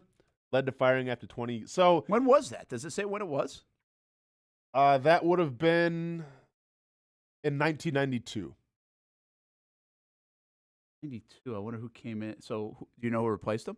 Does it say? No, man. Yeah, I didn't think it would. Check it out, though. That's okay. Yeah. I was just curious. Nurse replaced Dwayne Casey, by the way. Dwayne Casey, okay. Who was the coach of the year in 18. Yep. And maybe he didn't go elsewhere. I thought he had gone on somewhere else right after Toronto. Oh, he did. He went to the Pistons. Okay. Eesh. Yeah, he went to the Pistons. So, okay, so that's the NBA. Yeah, and that's my argument for it. You know where I thought you were going to go here, though? Where's that? The NHL has some wacky ones, man. Okay. The NHL is quick trigger. Yeah, it can be. I feel like they'll sometimes have three coaches in a very short span. Let's see if we can find out the most tumultuous. Barry Melrose, by the way, for Tampa Bay, 5-7-4 in 2008 and 9. Wow, coached 16 games. Yeah, 16 games. Holy cow, that was quick. Yeah. You've got other ones like Columbus Blue Jackets, Scott Arniel. That was 123 games or something like that. I mean, that's Tony more than Granato, one season. He went long. I mean, this is under tumultuous, so it doesn't always mean short. Gotcha. Joe Sacco, he went 200 and something games, so that's not really short. Gretzky, Lindy Ruff, these are long games. So this doesn't necessarily fit short all the time, although the Barry Melrose one did. 21, 26, and 6, so that's only like 60 games. And there we go. John McLean, 9, 22, and 2 for the Devils back in 2010 and 11. Yep. And then the Melrose one. So maybe those just come to mind that they shuffle through. Mm-hmm. And the thing about, like, NHL coaches seem to bounce.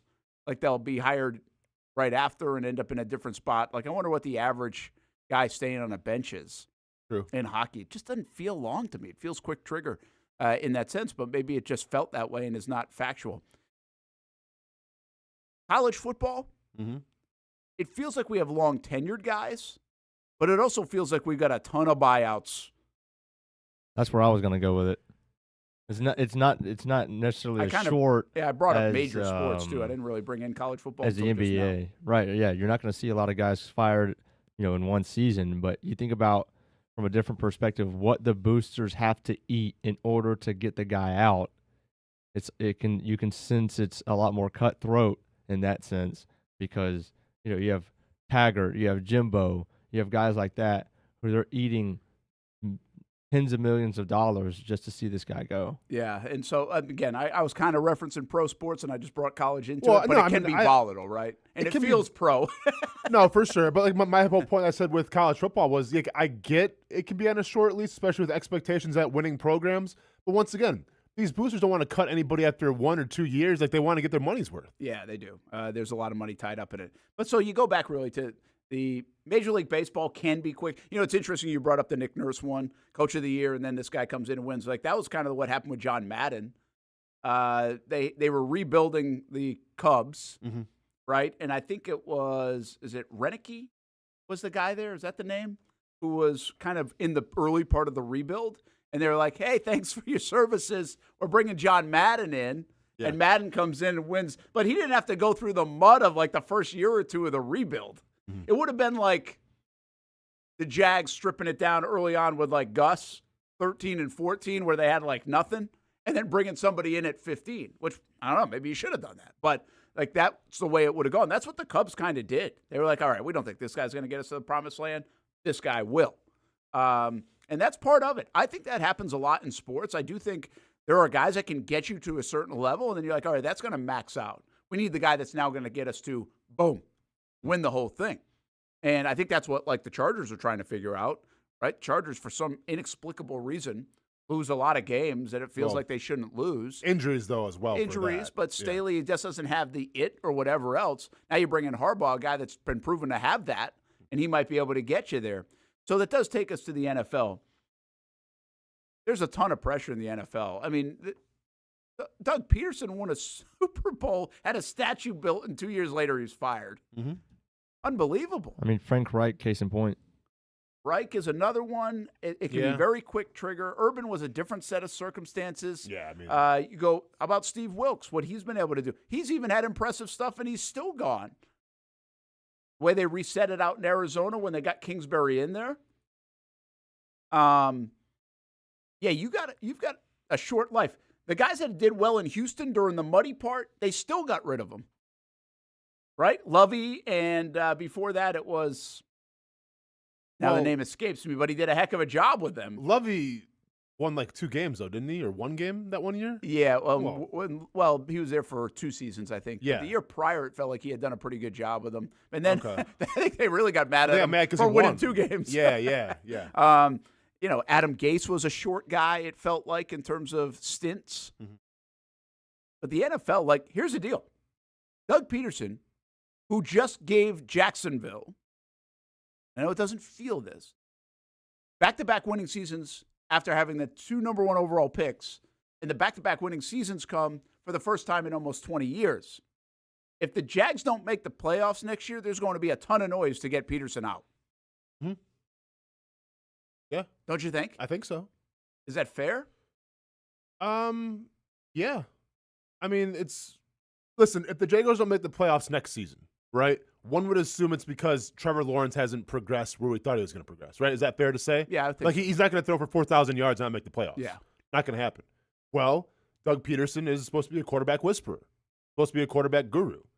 So if we don't get the best out of Trevor Lawrence next year, and there's no excuses, right? Injuries, things like that, yeah, then I think you have to take a look at it. That's the way the league works. Yeah, I get it. That's the way the league works. But it's just interesting in the broad view of it, right? Again, I had a major problem with, I understand things happen for different reasons. You have power struggles. You have this, that. People run their course, right? I think if you look at Harbaugh in San Francisco, this was a story I always was told, is that they were just waiting for him to not have a winning season so they could get rid of him because he was a pain at that time. Now, is he that same guy? I don't know. But it's just amazing to me that Doug can come in here, have 2 winning seasons, have the best offensive-looking team that we've had around here since I've covered the Jags, and have all these. It's not a high bar, though. I know. So a lot of it's relative in your own mind. But I still, even not relative, I just found it alarming that Doug Peterson, 2 years after winning a Super Bowl, one of those years he went back to the playoffs, by the way, still got fired. Now, that was more button heads, it appears. It's just amazing. Like, that's pretty amazing where you can have those kind of results and not have a little bit more equity built up to survive it. Yeah, but look at Mike McCarthy, who people will have wanted gone for a long time because he won a Super Bowl. Yeah. You know, it's like, yeah, that definitely, it means something to win a Super Bowl. It's a rare thing to do, but it's not everything anymore. No, I guess there's goes a lot more. You always have to be trending up. Yeah. You know the guy who was about to get probably let go until the last month of the year, month and a half of the year, it was McDermott in Buffalo. Like it seemed like they were about to make a change. So what's your final answer? What league? I actually would probably go the NFL. Really? Yeah. Because here's the separator for me. Okay. I think you have guys like Spoelstra.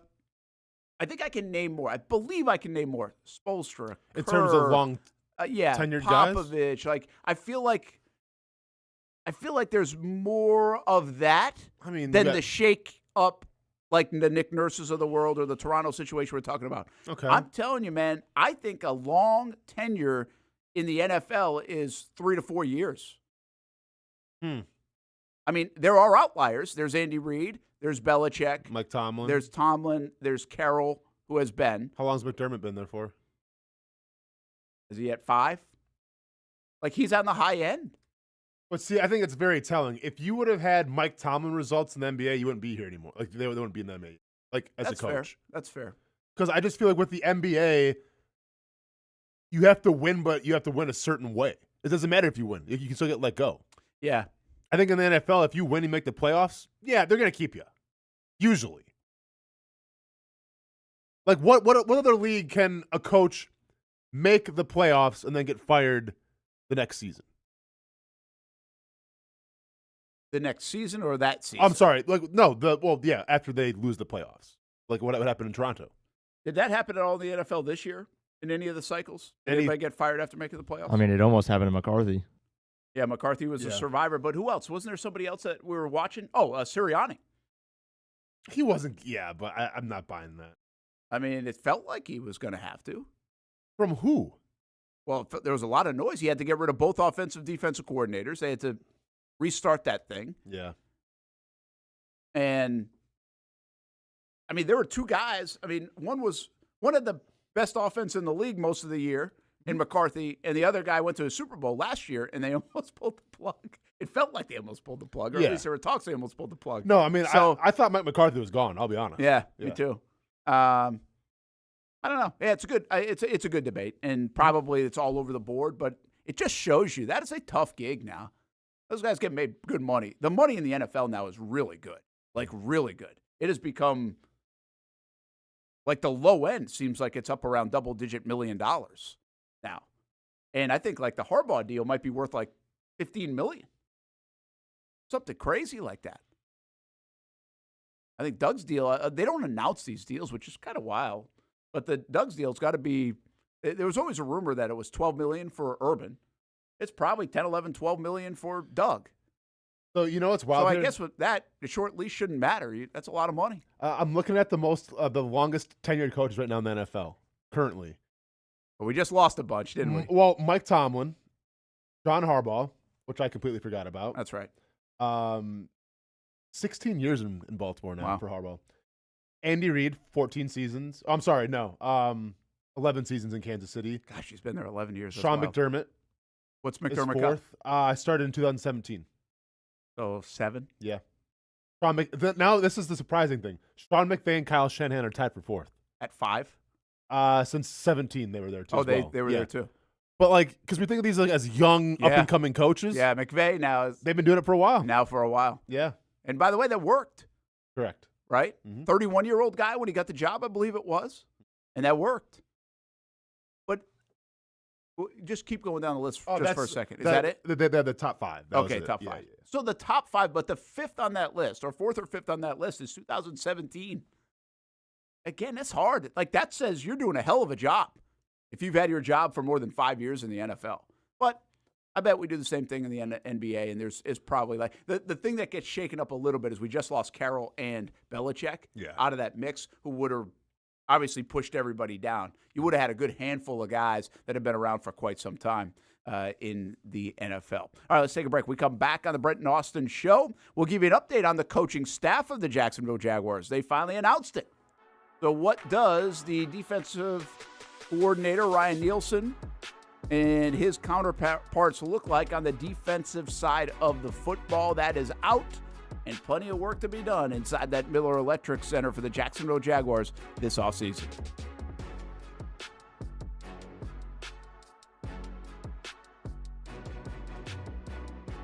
I like to say everybody has a story, and sometimes we're a part of other people's stories. That's the case here at Nimnicht Buick GMC. My family and the Nimnicht family. We've purchased 6 different vehicles from Nimnicht Buick GMC. Maybe you're in the market for a truck. Well, let me tell you about the GMC Sierra. I absolutely love mine. I've had a couple of these. This one's a 2020, but right now on 2024 GMC Sierras here at Nimnicht Buick GMC, there's special financing. A year ago, we purchased a GMC Terrain for the kids. Financing rates as low as 2.9% right now for eligible buyers on Terrains and Acadias too.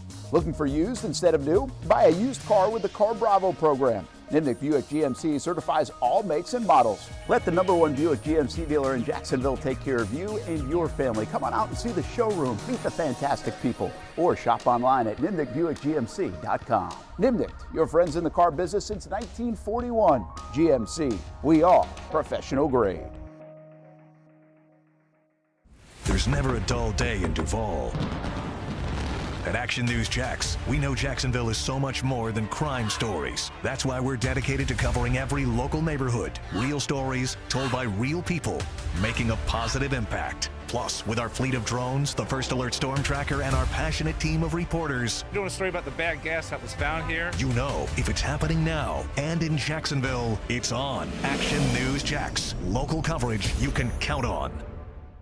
The friendliest golf course in town, the Golf Club at Southampton. Local golfers have no shortage of options when it comes to picking a course to play here in Northeast Florida year-round. Yet time and time again, I find myself here at the Golf Club at Southampton.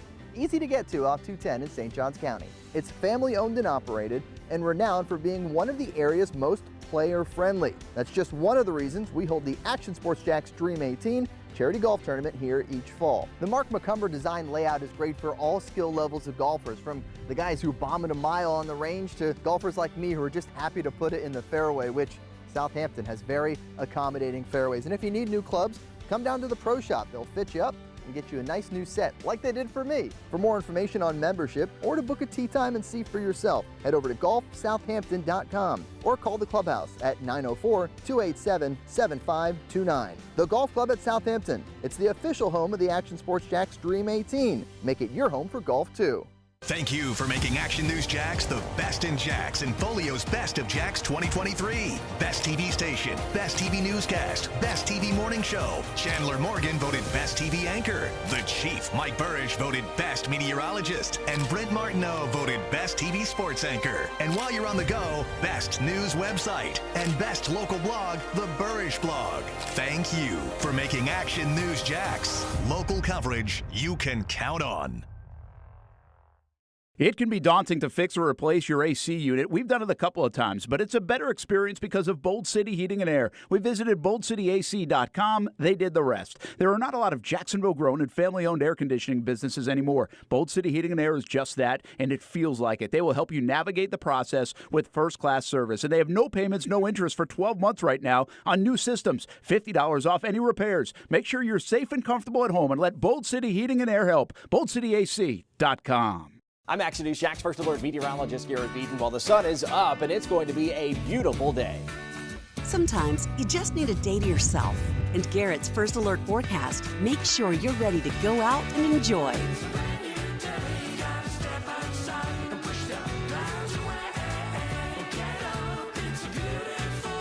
Garrett and the Action News Jax This Morning team, helping you start your morning right.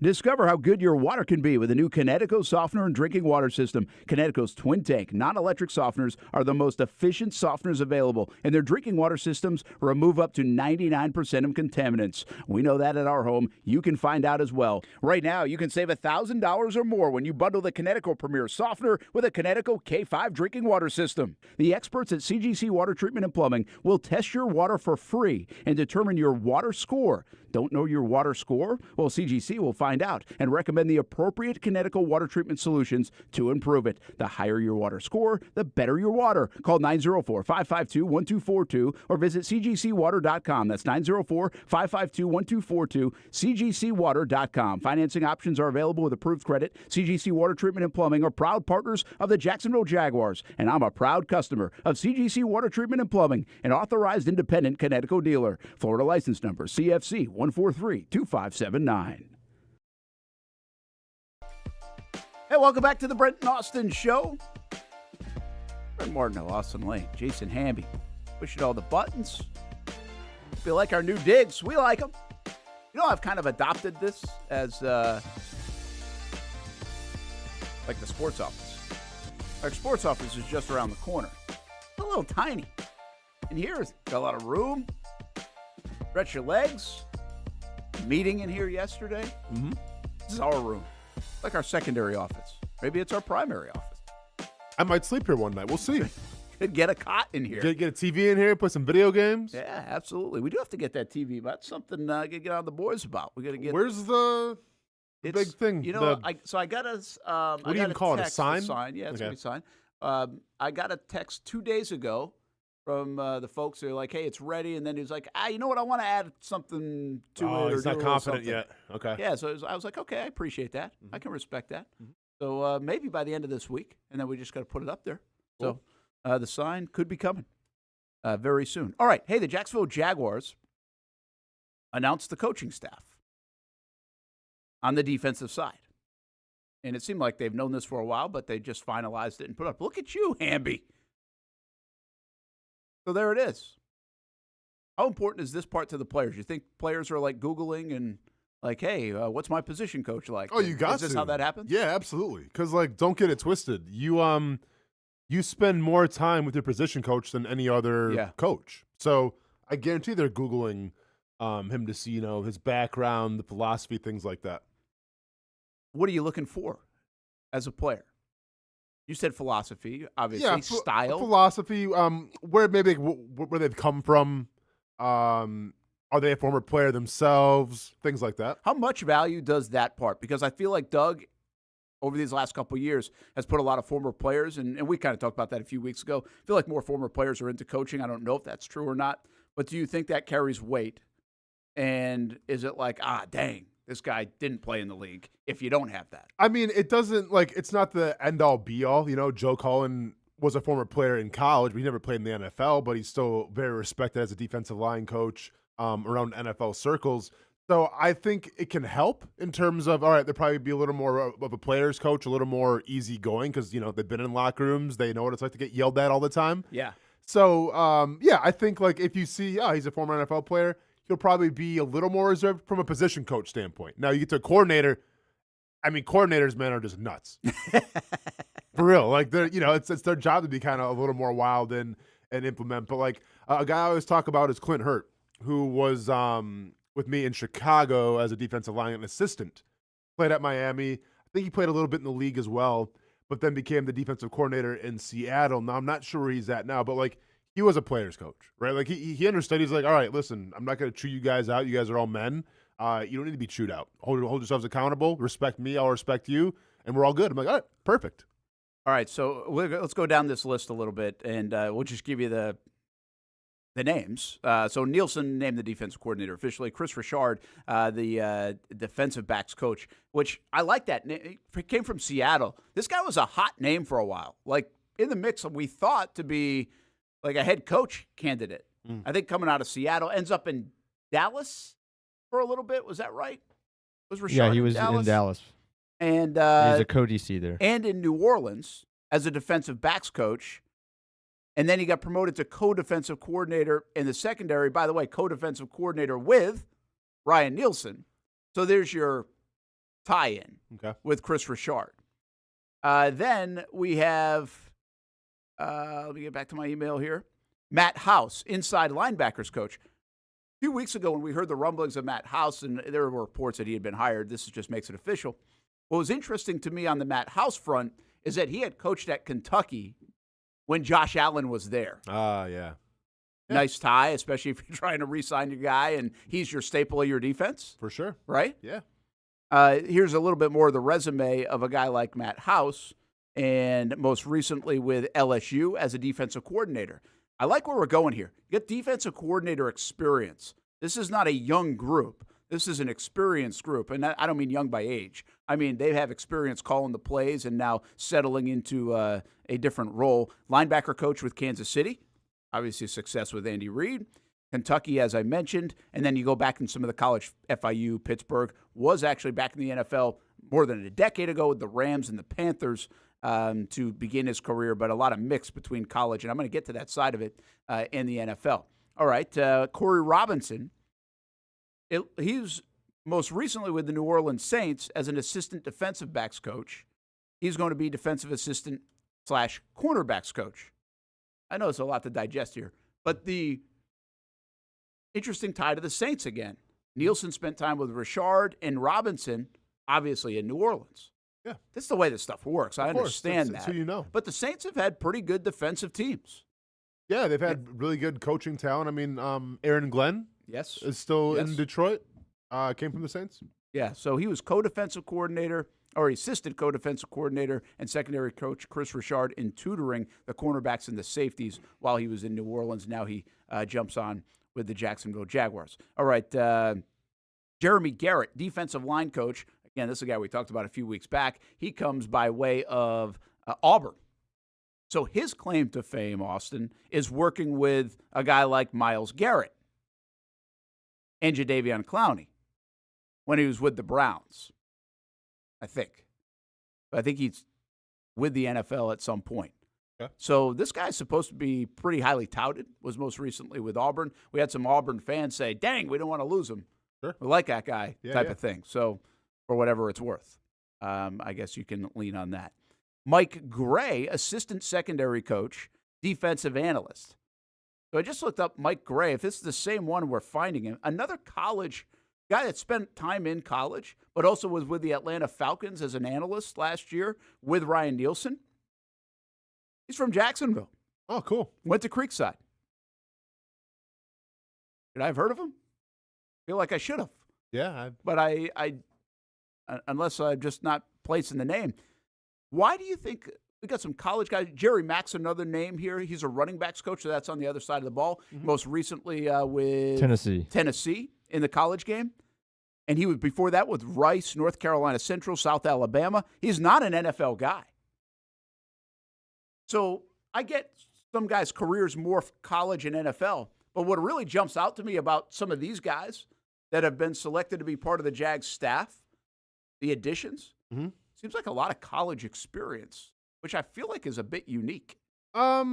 Yeah, I mean, definitely unique. Once again, like they could be former NFL coaches, then went to college and then came back again. Like, there's definitely a mix. Now, Mac doesn't here. He hasn't been an NFL coach. Sure. So he's getting his first taste of the NFL. Yeah, I mean, I think, listen, when you're building a room of coaches, it does take all types. You need some former players. I think you need some old school guys. I think you need some newer school guys. And, like, listen, I don't know any of these guys' age per se, but I would say I expect these college coaches to probably be a little younger than the NFL coaches. So yeah, it looks like they're all in like mid-30s and maybe lower 40s. So then you bring in a little youth. Obviously, it's preached upon these days in the NFL in terms of getting younger with the coaches, relating to the players more, and that's what you got here.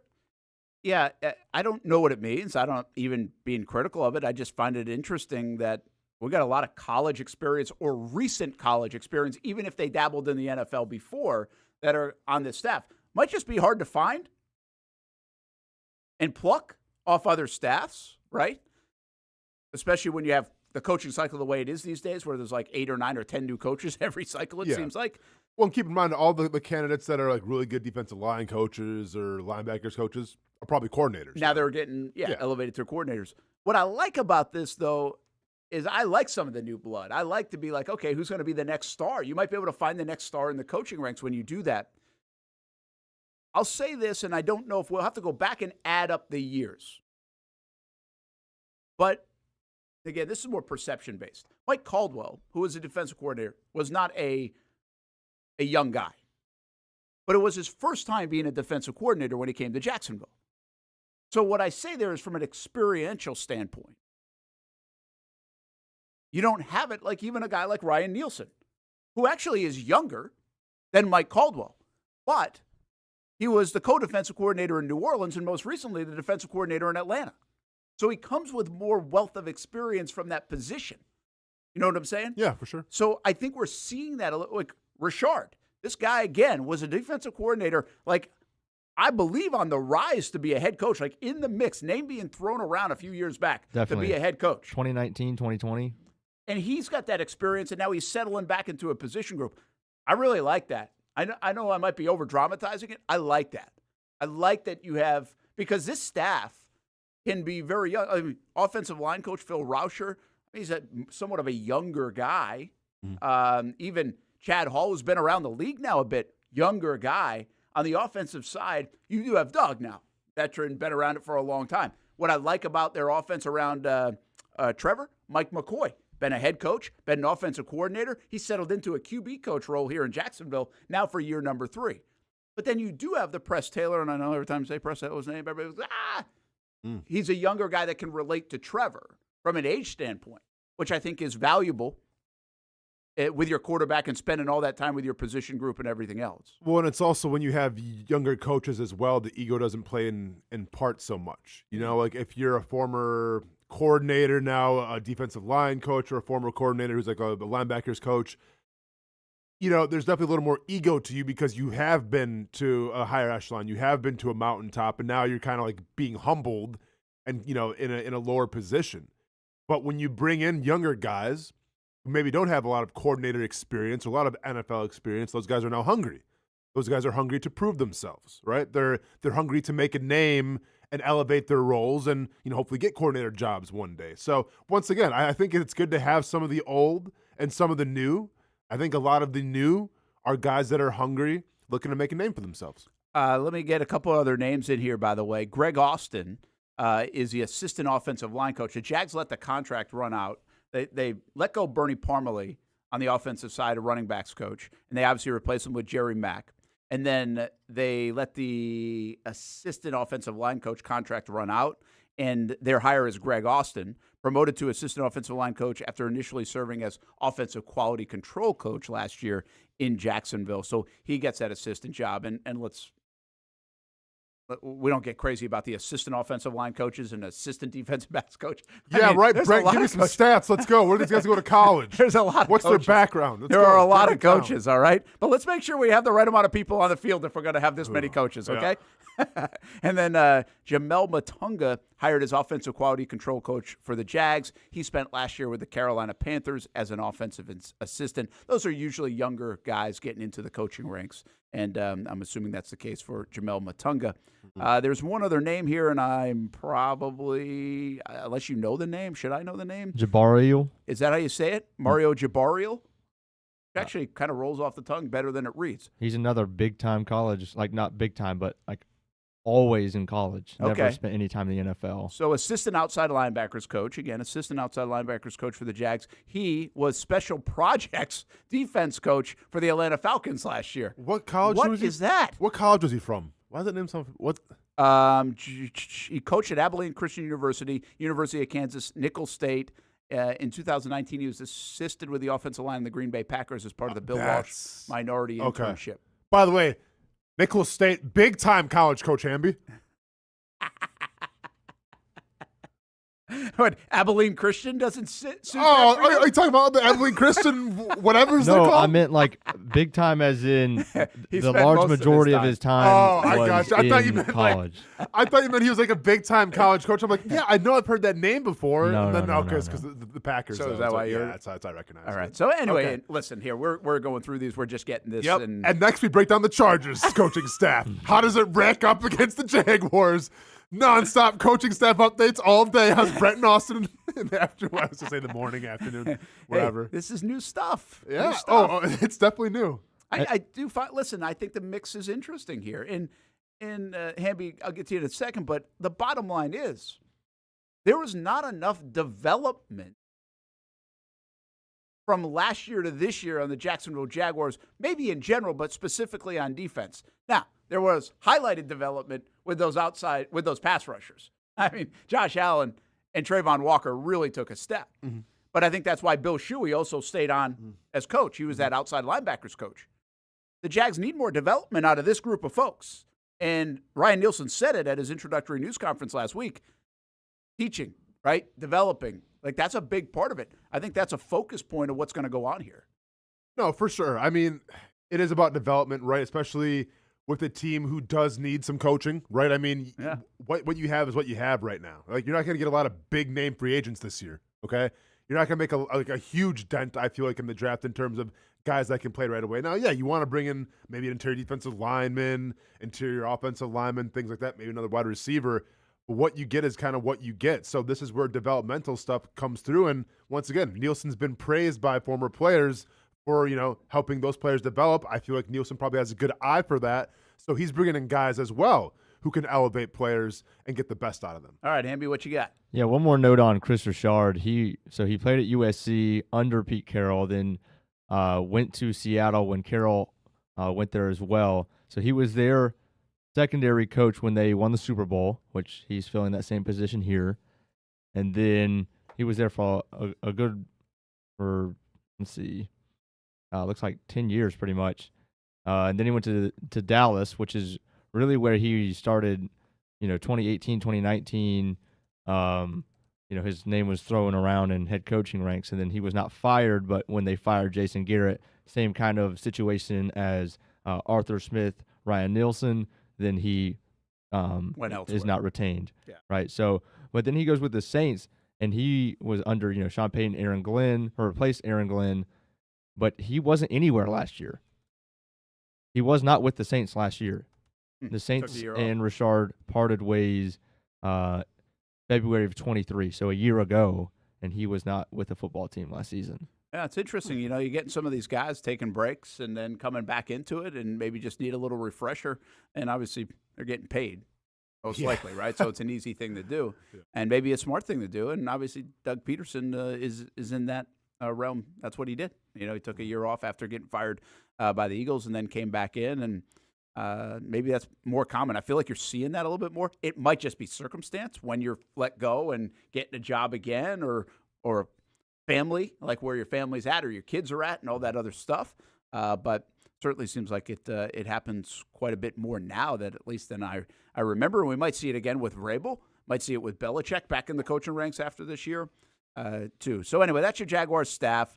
You can dig deep on them. I don't really know what it means other than the umbrella stuff that we talked about, which is I think we know the style that Ryan Nielsen is going to bring.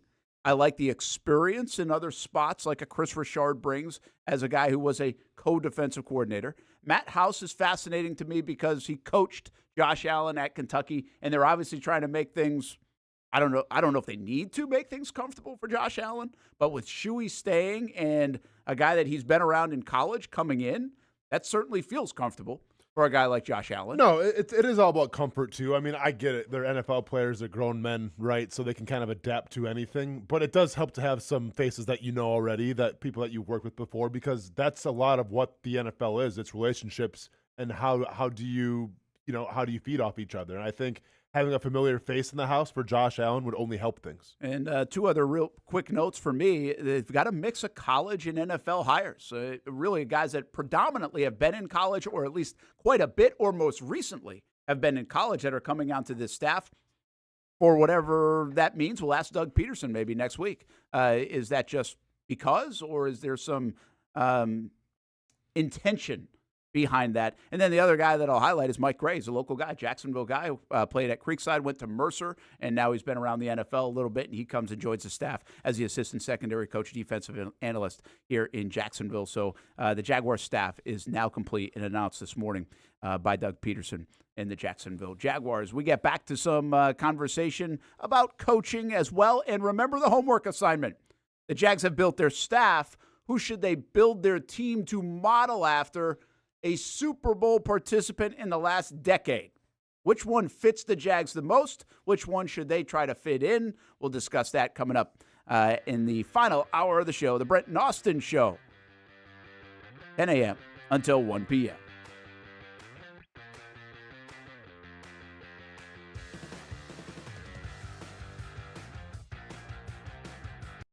Just be yourself. Maybe we're talking about being a dad or a mom, a first responder, or a teacher. Maybe it's a sports fan. We love those. We're talking about anyone in the Jacksonville community.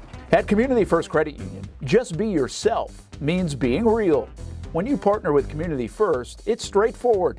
They're people connecting with you, so you can be yourself. I've been coming here to Community First for years. This is the Bartram branch, the one I usually come to. And they have mortgage loans, personal loans, and auto loans. And I'm almost done paying off that truck loan. Just a few more months. Good rates, easy online banking, and friendly customer service when I have a question. It's easy to be myself with Community First. They live up to the slogan in their name. Community First has partnerships in the Jacksonville community with the Iceman, the Florida Theater, the Jacksonville Zoo, and many more. Visit one of the Jacksonville branches or find out all you can do with Community First Credit Union at communityfirstfl.org so you can just be yourself. Start your morning right. Start your morning right. A new day, a new traffic headache. But Action News Jax traffic expert Maritza Ross is here to guide all kinds of daily drivers, like the traffic dodgers, Don't worry, I'm going to get you around this mess on I-95. the side street seekers, Now you can exit early on 17 due the to... last-minute leavers. If you're getting a late start this morning, here are your fastest routes. So let Maritza save you time on Action News Jax this morning. Start your morning right. I like to say everybody has a story, and sometimes we're a part of other people's stories. That's the case here at Nimnicht Buick GMC. My family and the Nimnicht family. We've purchased 6 different vehicles from Nimnicht Buick GMC. Maybe you're in the market for a truck. Well, let me tell you about the GMC Sierra. I absolutely love mine. I've had a couple of these. This one's a 2020, but right now on 2024 GMC Sierras here at Nimnicht Buick GMC, there's special financing. A year ago, we purchased a GMC Terrain for the kids. Financing rates as low as 2.9% right now for eligible buyers on Terrains and Acadias too. Looking for used instead of new? Buy a used car with the Car Bravo program. Nimnicht Buick GMC certifies all makes and models. Let the #1 Buick GMC dealer in Jacksonville take care of you and your family. Come on out and see the showroom, meet the fantastic people, or shop online at nimnichtbuickgmc.com. Nimnicht, your friends in the car business since 1941. GMC, we are professional grade.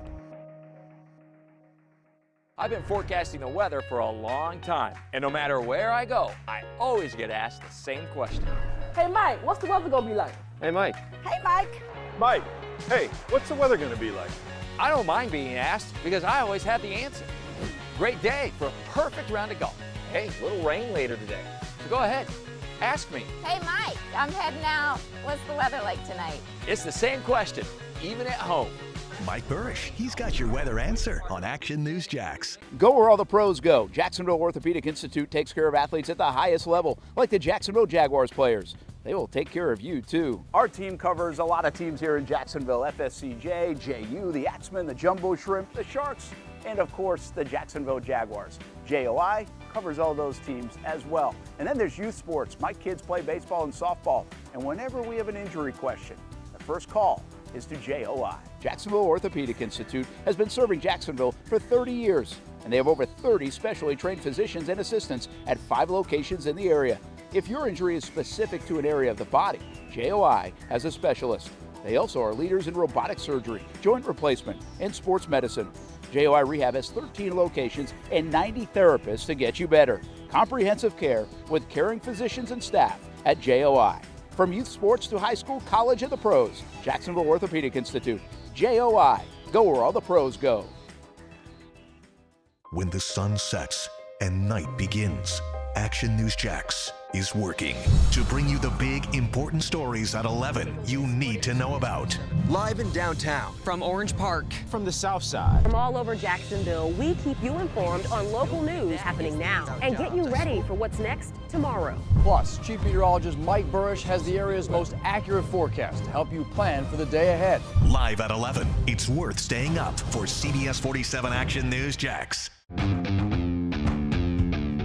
When you think sports, you think Action Sports Jax, the official station of the Jaguars, on location for every game. But the most experienced team in town doesn't stop there. From high school football to the big events in the area, Action Sports Jax is always on. Coming soon, we take that to a new level. Action Sports Jax 24/7 is around-the-clock coverage of the teams you love and the moments you can't miss. The best local sports in Jacksonville on Action Sports Jax 24/7. Hey, take a look at this, Austen Lane. Addie Hopwood, first See ya. varsity at bat. Dang. Home run. That was a shot. That was cool. That could bring down some rain. That was good stuff. That's a fun moment. I love first home runs. And the reaction. Wait, so since she's a freshman, so that's a very first at bat in varsity. She's not a freshman, but first first varsity at bat. Gotcha. Tuesday night. Yeah. So how about this? So she goes 3 for 3 in the game. Nice. Hits a double. Okay. And then video might run out, by the way, Hamby. But and then last night she goes 3 for 3 again. She's 6 for her first 6 with a walk and like 3 doubles. Maybe it's 2 doubles. Maybe it's 3 doubles. Yeah. And a homer. Someone's been getting some cuts in the offseason, wanting that starting varsity spot. Yeah, it's earning good stuff. That's really cool. Like it's been kind of like, what is going on here? Yeah, Very yeah, unexpected, you know. Cool. Good for her. Which is. I mean, just because we don't know, you don't know. That's what the beauty of the high school stuff for me is. You just never know who's going to contribute that you don't plan on. Then there's expectations for others. Hamby, you know that, right? You just never know that what you're going to get. And then even though the other teams, like you think you know the other teams, but especially today's world, people kind of bounce around. And not that I don't think you see as much of that in the like baseball, softball world. Probably see more of it in football around here. But the freshmen coming in. There's just so much talent. The younger talent, I always say, is better than the older talent. They just keep getting better and better. Mm-hmm. And so the freshman kids coming in and at various schools can say, oh, whoa, didn't know they had that person. Or some schools play 7th and 8th grade, even, whether it's private schools or some of the schools that are 7 to 12. Good stuff out there in the high school baseball, softball season underway. And got to give a shout out to Addie Hopwood. That's 6 for 6 start is pretty darn good. Not too shabby. I mean, player of the week status, potentially. Have to get her out there. I mean, yeah, what's going to beat that? Got another game coming up Friday, though. All right. Deliver again. Yep, consistency. Let's see what happens. Brent Martineau, along with Austen Lane and Jason Hamby, here on a Thursday. Tomorrow, Friday Fits. NBA Slam Poetry. So do you want people to contribute to NBA slam poetry or not? I mean, if they have any good NBA topics that I should try to rap about or, slam about, feel free to mention it in the comments, and I can probably come up with something.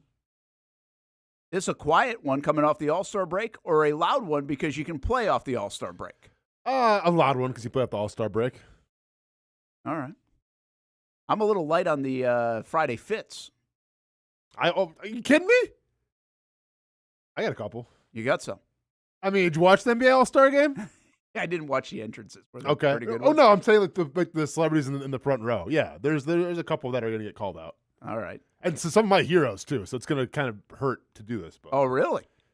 One really sticks out to me. But I don't want to give it away. You got to tease. So you call it a business prep, we call that a tease. A tease. We like the teases. Any comments in the that we got to catch up on? I guess not. Don't see any. No, I mean, I think we pretty much hit the point home with all our coaching breakdowns from the Jaguars roster. Well, we did that. Here's something I wanted to ask you about. We mentioned Sirianni's breakdown earlier. Did you see this report?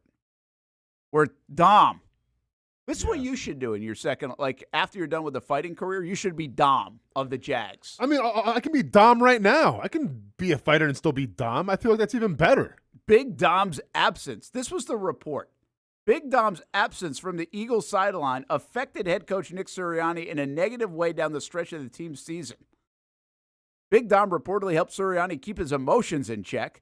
Sirianni was involved in numerous arguments with players, coaches during games in his absence. If this report is accurate, which I really question it. I don't think it is. But if it was, and if it is, and if they find out that's true, can you fire Sirianni now? He needs a babysitter on the sideline to help coach his football team? Yeah, I mean. Come on. Yeah, see, that's why I'm not really buying into it. I'm not. I mean, like, I get it. Everyone's got that one friend or that one homie that, if you go out together and you're a hothead, he's going to calm you down, going to talk some sense into you. But you're an NFL head coach. It's $1 billion business. You need someone to hold your hand and say, hey, don't do that. Don't say that. I doubt it. Hey, Hamby, do you have the last decade win percentages handy? You don't have that one up yet? We don't really need it. It's okay that you don't have it up. But the last decade, if I told you the Jags had the worst winning percentage of anybody in professional sports, the four major sports, would you buy that? Because oddly enough, as somebody who covers the Jags all the time and knows how disappointing it's been, I was stunned that they were number one. I didn't think they would be number one. Yeah, I figured, I don't know, maybe like the Pistons or somebody the past decade. Yeah. I would think even another NFL franchise like Carolina. The Jags have had 9-8, 9-8, and remember they went 10-6 the year in 2017. So they've actually had 3 years. Mm-hmm. Now, they did have the number one overall pick 2 years in a row. So that skews That it. says something. I was surprised. You're right about the Pistons or somebody else. How about the Pittsburgh Pirates winning? Well, baseball, though, you're not going to have a super low winning percentage, right? You win games in baseball. You don't win 30. It's all relative. I got you, yeah. But it goes on winning percentage. Correct, this yeah. one is. So you really can skew your winning percentage more in the NFL because you only have 17 games to do it. Mm-hmm. And it was 16 games. Yeah. Do we know some other teams? Is there Yeah, so here's what it is. The teams are the Jets being number 2. Hey, good guess on the Pistons, by the way. Number 3. Nice. Do it. The Giants are number 4. Okay. That's after. By the way, that would follow almost just directly follow their Super Bowl or their second Super Bowl. The Cleveland Browns are number 5. If the Cleveland Browns aren't in this conversation, then what are we doing? Yeah, but it's sad that we used to call them the factory of sadness, and they're beating out the Jaguars. I know. Yikes. Okay, so what I just said, by the way, is somewhat accurate. 4 out of the top 5 of these teams are in the NFL, and 6 out of the top 10 of these teams are in the NFL. So you get skewed on winning percentage. Let's see if we can even find a baseball team. Is that the Mariners? I mean, the Mariners. The Marlins? The Do you have Tigers? that pulled up on Twitter? I have it pulled up on our screenshot. Oh, yeah. So, like in our group text. Mhm. So the 21, 22, and 23 and 24 are all baseball teams. The Tigers, the Marlins, the Reds, and the Royals. I almost called them the Chiefs. The Royals. I'll give you the stunner of stunners. See, a lot of people would think the Knicks would be in here. I'm going to give you 12 and 13 that are stunning to you. And maybe stunning to people. 12 is your Detroit Red Wings. Yeah. Oh, trust me, I know this. That's crazy. They haven't been in the playoffs in like 10 years. That's nuts because they just dominated for so long. Like, Yeah, they in the had like a 90s. 15-year run. I know, Brent.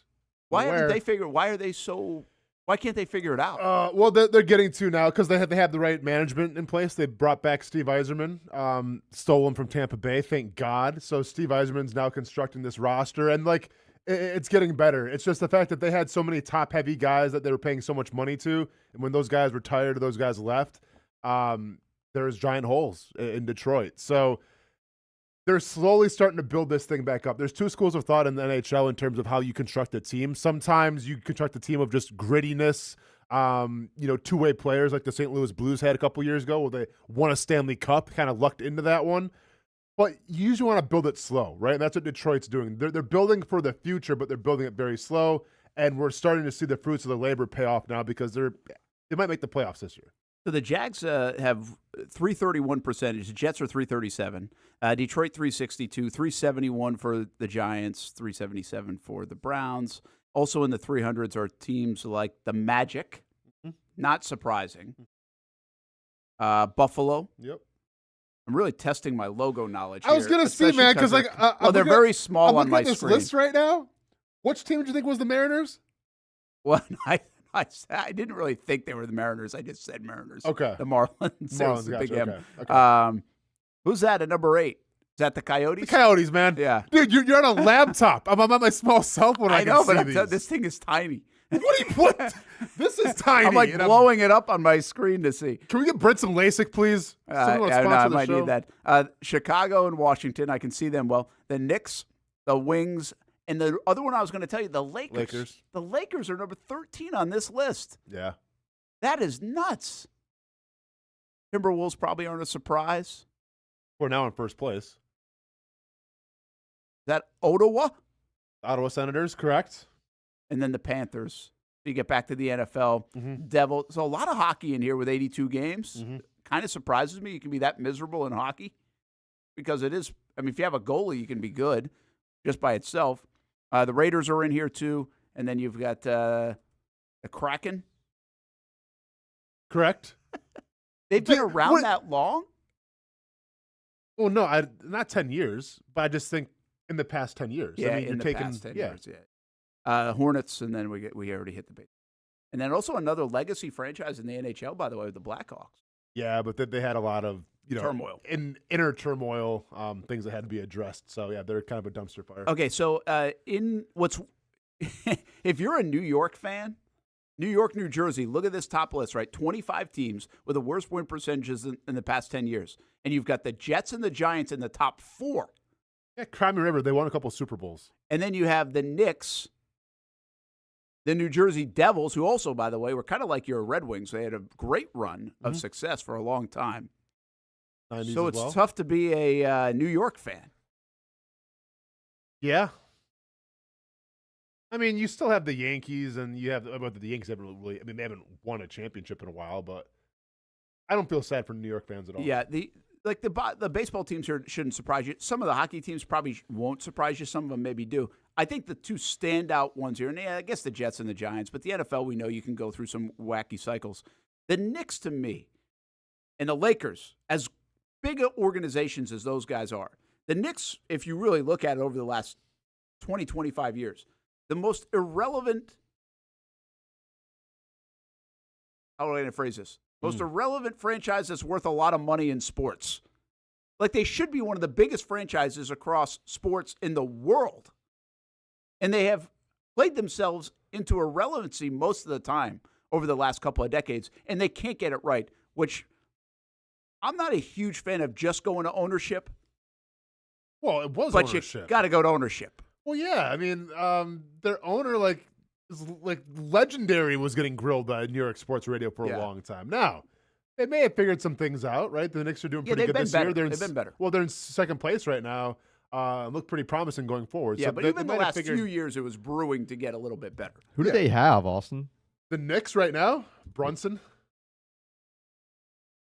I mean, I don't know. I don't watch a lot of Knicks games. Let's see. They got Randall, Brunson. Yeah. Is Brunson gone now? No, they have Brunson, Burks, Randall.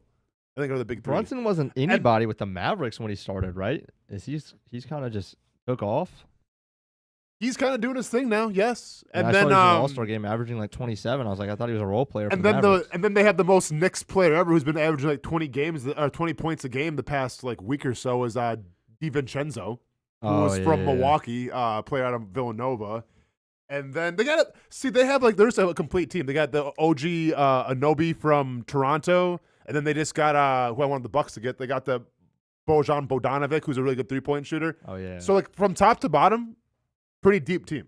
You know, it's crazy. Like we went to a Knicks game, went on Christmas Day to Madison Square Garden a few years ago and watched the Knicks play. And that was when they had Obi Toppin as he was a rookie, I think, that year, or maybe it was his second year. And it was surprising to see, like, they already are out on. Like, obviously, he's in Indiana, right? So that was like a top 10 pick. But they've actually still survived that, and they're still playing pretty good basketball. Yeah, and some of their better basketball they've played in quite some time. Yeah, they're kind of stacked right now, the New York Knicks. But anyway, to see that, I was actually stunned to see the Jags first on that list, which I don't know why I'm stunned, but it feels like 17. I mean, if you really look at what they've done in the last 17, 18, 19, 20, 21, 22, 23, 7 years, they've actually had 3 pretty good seasons, which is a remarkable run for the Jags since I've been here. Yeah. Before 17, Austin, I'd been here for about a decade, almost a decade, and their best record was 8-8. Mm-hmm. And that was when they collapsed going from 8-5 to 8-8 in 2010. Yeah, I mean, like, do you put I'm kind of embarrassed by it. No? Yeah, I am. I guess, like, it feeds into a lot of people who talk ownership and other things like that. But again, I kind of have this different view. I feel like, hey, they're back-to-back winning seasons. They're checking that box off. They feel like they're playing modern-day football on offense. I know. Like, there's things to like about what's going on. I think they have a coach and a quarterback. Maybe that's what settles me down. I get we have to find the positives in things, but I'm just getting ready for the day when I don't have to say, well, they won back-to-back seasons as a plus. Like, there's some franchises, man, where you have back-to-back winning seasons where it's like, well, duh. Yeah, you know. Listen, I get it. I get the bar is very low here in Jacksonville, so we celebrate the wins. But I look forward to the day when I can go, yeah, you know, back-to-back playoff runs, yeah, back-to-back AFC championships, whatever the case may be, and not back-to-back winning seasons. Yeah, I understand that, and I get why people say that, and I'm okay with people saying that. I think you got to keep it in perspective, though, that I'm not telling you that's satisfactory. That's where the mountain should be. But you can't get all the way to the top of the mountain if you can't get off the base, you know? And the Jags couldn't get off the base of the mountain. I mean, they could just not do it. They were picking number 1 overall 2 years in a row. They were just a disaster. Getting to 6 wins or getting to 500 was a huge mountain to climb. And so I do feel like coming off 2 one-win seasons, coming off the terrible stuff that felt like the noise of the organization between the Jalen stuff and the Jan stuff and then the Urban stuff. This thing has settled down to a place where, okay, you got a Super Bowl winning coach, you've got a 24-year-old young quarterback, you have some talent on the roster, and now you do check the box of back-to-back winning seasons. I really felt, I said this to somebody else yesterday again, the missed opportunity of this season to really help this push forward narrative to what you're kind of saying and I'm kind of projecting was to make the playoffs. Because if they had made the playoffs, even if they lost in the first round, even if it still felt like a disappointment down the stretch, if they had just beaten, say, the Bengals, or they beat the Tennessee Titans and made the playoffs, that would have been back-to-back for the first time since the late 90s, Austin. Sure. That's another check box. Yeah, it is. And that would have been towards sustained winning. Like we think sustained winning, you got to make the playoffs every year. At least you're in the dance every year. We could buy that. See, Buffalo's turned it around to check off these boxes. They're like, okay, we're back to 500. Okay, we've got a division title. We're in the playoffs. Now we're in the playoffs every year. Like there are steps to this thing. Yeah, but what was Kansas City's steps? You think they're like, all right, well, we're back to back? Nah, man, let's make a playoff run. Yeah, Kansas City never had to get to the. They were never at the bottom. Well, they were at the bottom. For They won 2 games. 1 year. 1 year. They did Well, not have before like that, they won 15 6 years games. Okay. of like disaster. I mean, listen, Kansas City's not in the same conversation as the Jags, the Bills, the Raiders, the Browns, the Jets. The bottom line is they're in that basement of a conversation. And how do you pull out of it? The only team that has consistently pulled out of it recently, I think there are 2. The Bills. Well, actually, now, like, you can maybe make the case the Bengals, if he can stay healthy. So that's actually a 3rd. Because I was thinking of the Rams. The Rams are a team that also was a disaster year after year after year if you're coming into the mid-2010s decade. And since McVay's gotten there, they've now obviously gone to Super Bowl, won the Super Bowl. And even in a year where they're not supposed to be good, they still make the playoffs. Yeah. Right? No, for sure. I'm looking at, listen, it's comparable. So for Kansas City, 2007, they go 4-12. Then they go 2-14. Then they go 4-12. Then they have an anomaly. They go 10-6, 7-9, and then it's back to 2-14. Then Andy Reid comes in and says, "What's up?" That's comparable with the Jacksonville Jaguars. So they were a little further down than maybe I thought. Yeah. Just never felt like they were in that conversation. But no, I mean, I get what you're saying, man. Back-to-back winning seasons, put it in the rafters. Hang it up. Right next to Tony Baselli. Back-to-back winning seasons. Something to hang your hat on, everybody. Well, at least you can. Fred Taylor, Tony Baselli, right in the middle of those 2, back-to-back winning seasons. Yeah, which would go down as probably like the 3rd best 2-year run in franchise history. There you go. Cost Indianapolis Colts, man. Not really true. Playoff participant. Let's go. Let's just get as petty as possible. Yeah, we might have to do that. National champs, right, Abby? UCF. Raise the banner. Yikes. I don't identify with that at all. Oh, come on. You should. You should embrace that, man. Got no No, problem it's with terrible. that. That's good. I like it. I kind of like it. Steve says Buffalo's the only New York team, Brent. The other 2 are Jersey. Yeah. The other 4 are Jersey. Yeah. There's very few New York teams, I guess. For sure. Down there. Do you know how bummed I was when we played in New York for the first time? Yeah, it wasn't. And the Jets, I'm like, all right, I can go to Times Square. Yeah. I can go get some cool restaurants, get my New York slice of pizza. Welcome to New Jersey. Yeah. That's where we're staying at, in New Jersey, obviously. Yeah. I mean, you literally are right across. Yeah, but the hotel is right across. Yeah. But it's like a 25-minute ride. Yeah, man. And we have team meetings in like 2 it's hours. hard to do it, right? Yeah. The guys go in? Or do they just not even risk it? I didn't. I don't know. Maybe some guys did. Yeah. I didn't get invited if they did. Yeah, I mean, it's risky business if you got to be back at like 9 o'clock or something. Yeah, I mean, unless you're like Maurice Jones-Drew, you can, what I'm saying, like you got a little more resume built up. A little more clout built up. Sure, but I wasn't going to do that. All right, hey, the homework assignment, speaking of the Jags, who should they resemble the most in terms of Super Bowl participants? Let's take a time out. We come back here on the Brent and Austen Show. We'll run down some of these teams, and obviously some have been similar, like the Kansas City Chiefs. But I think you can actually claim the Chiefs are different this year versus the Chiefs that won it even last year or years ago, their first Super Bowl. So I'm going to be honest here with this exercise because I took it seriously like I do anything when I get assigned something. You're very welcome. I've spent a lot of time and effort and energy on this. I'm going back a little farther than 10 years. Okay. So you just have to deal with it. Okay. That's fine. Okay. I guess I'll deal with it. Just let you guys know. Is your reach all the way across this table? It's pretty close, man. Pretty close? I can get there. I can get there. Then I'll deal with it. Let's go. Brent and Austen Show rolls on. What are your thoughts? Who should the Jacksonville Jaguars resemble as a Super Bowl winner or participant over the last decade or so? That answer when we come back. And noontime news still on the way here on the Brent and Austen Show.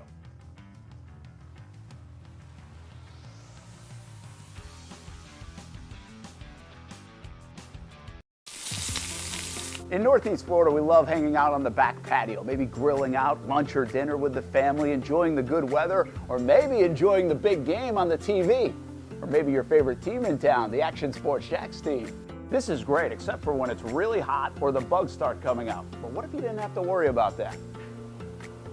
Titan Outdoor Solutions will make your outdoor area a comfortable spot any time of the day, any time of the year. This makes too much sense. Titan Outdoor Solutions can give your home an upgrade. Customized pergolas, awnings, controlled shade, even retractable screens. The solution to beating the heat and the bugs and getting more use out of your home is Titan Outdoor Solutions. And this can even help prevent storm damage at your home.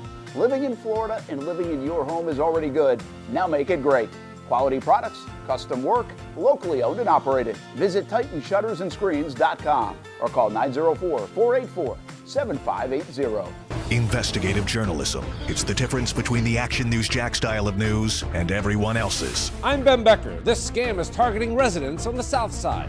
We investigate so you're crystal clear how a story impacts you. I'm Emily Turner. Take a look at the fine print because you're still getting billed. Because our reporters don't just tell you what happened, we break down how it affects you and your neighborhood, which is why people are putting their trust in us. Action News Jacks at 5 and 6. It's local coverage you can count on. Stop by the new car sales event happening right now at Greenway Kia at the Avenues. $500 in a job gets you in a Kia. And Michael Montiero and the staff here at Greenway Kia are here to make it happen. Experience great customer service and become a part of their family. And while you're here, check out the Kia Forte GT line, full of comfort, innovation, and has driver assist technology. And how about the affordable new Kia EV9, the fast-charging, all-new electrical SUV with high-performance capability, 3-row seats with 304 miles of maximum driving range. Over 1,000 new Kia models, some starting at $199 a month.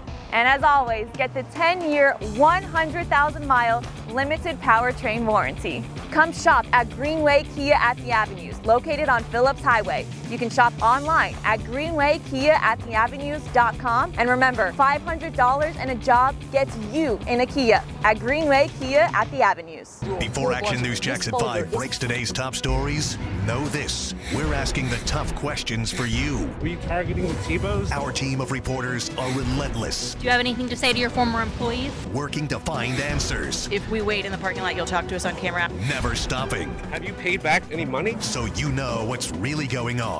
Your own counsel said it was an investigation. I'm just asking questions. I mean, is it a conflict in your mind? Action News Jacks at 5. It's local coverage you can count on. We had a blast swooping with the Ospreys on Saturday night for their scholarship fundraiser, the Blue and Gray Bash. And that night is all about benefiting the student athlete. At UNF, those athletes are in full swing right now. The stretch run of the basketball season, which includes the River City Rumble on Friday night in men's basketball. Baseball and softball season are now underway. Beach volleyball is the next to get rolling, and the golf team is coming off a big stretch, and a successful one at that. Nick Gabrowczyk continues to shine, and in a field that included the Florida Gators, the Ospreys golfer won medalist honors. Next up, the Haight Invitational in March at Sawgrass Country Club for the golf team. There's a lot going on at UNF, a good time to see the finish of the winter season and the start of the spring season.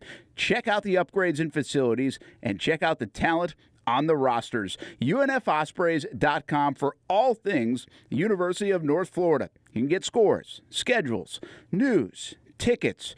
UNFOspreys.com. And don't forget to swoop with the Ospreys.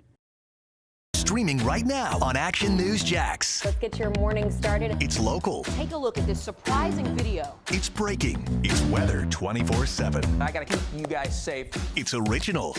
More trucks, more food. It's entertaining. Now it's new and free. 'Cause no one can do it like we do it, like we do it, like we do it. Everywhere, anytime. Stream Action News Jacks wherever you watch. Perfect Rack Billiards has a deal for you. 50-cent wing Fridays during lunch. Get out of work early, get a head start on the weekend, or just take a lunch break. 11:30 until 3 p.m. on Fridays. Every Friday, Perfect Rack Billiards with 50-cent wings for lunch on Fridays. A perfect place to stop in Murray Hill, play some pool, play some darts, maybe some shuffleboard. Now, that's a heck of a lunch break. And get those 50-cent wings on Friday just to make it better. 11:30 to 3 p.m. on Fridays at Perfect Rack Billiards. Welcome back to a Thursday Brent and Austen show. Hope you're having a fantastic week. Get ready for the weekend. And on the other side of the weekend, we've got the NFL Combine. Be up in Indianapolis on Tuesday. We've got this brand new Action Sports Jacks 24/7 stream we're launching. And then it's on to March by this time next week. Well, tomorrow. A week from tomorrow, March 1st. Then comes the new league year and free agency and legal tampering and March Madness and the Players' Championship. A big month ahead. Brent Martineau, Austen Lane, Jason Hamby. Here's the homework assignment, and it's time to pay it off. Super Bowl winners, Super Bowl participants. I don't care which way you go with this. We're looking at the last 10 years, but if we need to go a little deeper, I think Austin does. Oh, I go We're going very to do deep. that. Yeah. So here's the teams we have to work with, at least in my parameters. Goes back to 14 would be Seattle and Denver, the Patriots and Seattle, Broncos and Carolina, Patriots and Falcons, Eagles and Patriots. Kind of forgot they won by 8. I thought it was like a 3-point game in that Super Bowl. The Patriots and the Rams, the Chiefs and the Niners, the Bucks and the Chiefs, the Rams and the Bengals, the Chiefs and the Eagles, and the Chiefs and the Niners. There's a lot of Chiefs and Patriots in there, as you can tell. Yeah. So where do you go all the way back to then? I don't want to start. Hey, you don't want to start this? Save the best for last, man. Let's go see where Hamby's going first. Okay. You didn't do the homework assignment. What else is new? No, I'm going a little unique. I mean, just ask Surrey. Isn't that how you do this? Surrey? Who's Surrey? Ask AI. we should have asked AI. All right, I'm That going would have with been a good idea. Yeah. I'm thinking less roster and more style of play and how they won games. That's okay. Okay. And I'm going with the 2017-18 Atlanta Falcons because the way that they ran their offense is similar to what I believe that the Jags can and should do, especially just when they signed Calvin Ridley with the mix of run and pass. I thought they would be strong in both areas, as the Falcons were, if you remember Devontae Freeman, Tevin Coleman. Yes, Julio Jones, where they have that, exclusive one receiver that the Jags do not have. But even still, they spread the ball around a lot more than people probably think. With Sanu, Taylor Gabriel, Austin Hooper. I think that's comparable to what the Jags, not necessarily personnel, and I'm not saying likening our players to theirs, but the way that they spread the ball around, they scored 30 points a game, and I think that's what the Jags should shoot for. And then on the defensive side, they didn't have any big, huge players. I mean, Grady Jarrett was their big sack guy, but they just had a lot of role players that were B+ players who, they attacked the ball, they forced turnovers, they tackled well, and they were never going to shut you out, and they weren't going to, they were not a top 5, top 8 defense, but they were right around that 10 probably spot, and they allowed their offense to win the game, and the offense did win the game quite often. All right. I like it. What's interesting about that, you raised my attention when you say the Falcons, because when we were having a conversation, I think it was earlier this week, maybe it was last week, it was last week when we were doing our GM stuff. I said, what if the Jags got crazy and they go do what Atlanta did to get Julio Jones? Now, this was not the time of this. This was a little earlier they got Julio Jones, but it ended up landing them in the Super Bowl eventually because of a guy like Julio Jones. But I said Marvin Harrison. Could the Jags straight up and go get that guy? Can they go get that guy for Trevor Lawrence? And so when you say something like that about the Atlanta Falcons, can you be built that way where you're really going to score 30 points a game? Which is, I think, where the Jags want to be built. They want to be built to be able to score 28, 29, 30 points a game, be top 5, 6, 7 in the league. I mean, obviously, you'd like to say higher. But that was the problem this year, right? I mean, they did not match where their expectation was on what they wanted to be as a football team. We thought their identity would be, hey, we're high-flying, scoring offense, and you're going to have a lot of trouble stopping us. That was definitely the most disappointing part of the team, was you expected to get, you expected to see 3-4 touchdowns a game, and a lot of times you saw 1 or 2. Yeah, it just never got to that point, especially at well, I should say never, because they went through a nice stretch where they scored over 110 points. That included the Bengals' loss on Monday. Prior to it was Tennessee and Houston game, and I think one other one kicked it off, and now maybe it didn't. It was after San Francisco. So it was actually a 4-game stretch. Now I got it. Houston, Tennessee, Cincinnati, and Cleveland. But crazy enough, they lost 2 of those games. Yeah. For sure. Where they scored a bunch of points.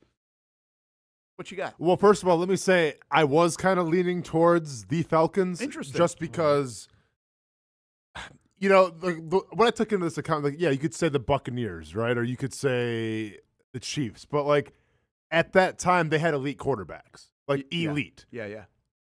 Are we ready to say Trevor Lawrence is elite yet? I'm not. Yeah, and really, I'm going to say the Bucs are interesting.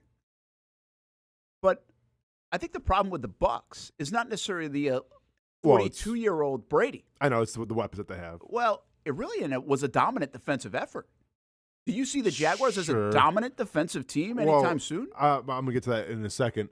So the Falcons were on the list, but the Falcons lost. So I'm like, well, I don't want to take the Falcons because I'm trying to pick a winner. So I had to go back to all the way to 2007, which featured a quarterback at the time before he won the big one was a question of, is this guy elite or not? And that conversation went on for years and years to come. So I am taking the 2007 New York Giants, coached by Tom Coughlin. Now, what makes me remind the Jaguars right now of the Giants? Well, number one, they have two verified bookends. They had Justin Tuck and O.C. Numenora, and they also had Michael Strahan on the back nine of his career a little bit, but still was contributing it as well. So that's what their defense revolved around, was their edge rush. Well, one would think that the Jaguars, they do have that edge rush, so you can build behind that.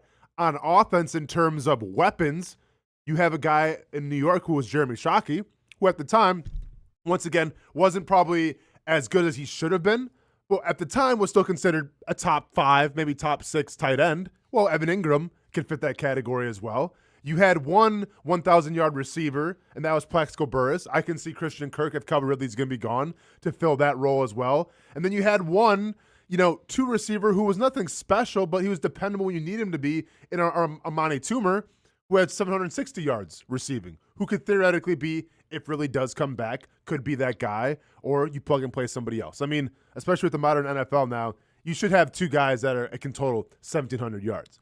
So I'm not stressing about that at all. I'm not stressing about the tight end. And then it really comes down to the running game. And this is kind of a difference a little bit in terms of Brandon Jacobs and Derek Ward. Brandon Jacobs was the bruiser, right? Lower shoulder, get you some yards, a la Tank Bigsby. Derek Ward, a little more of a slasher, kind of like Travis Etienne. But what really sets these two teams apart is the receiving capabilities of an Etienne. So it's not perfect. But I think if you take into account, is the quarterback a lead or not? Let's debate about that. Do they have a legit bookend defense? Well, the Jaguars could have that. Do they have a suitable offense, not sexy by any means, but can get the job done? Well, right now on paper, I think the Jaguars do. So I'm taking the 2007 New York Giants. Interesting. I like it. I like the idea that's fascinating to me, especially with Manning, because people will wrestle with how good of a quarterback he was. Like, I think you could probably say, like, Trevor has more talent than Eli Manning. Without a doubt. And keep in mind, that year, Eli Manning was 23 touchdowns and 20 interceptions. So, like, was he really? So I don't want that. Wow. But to me, it was the big thing of when he won his first one, then obviously went on to win a second one.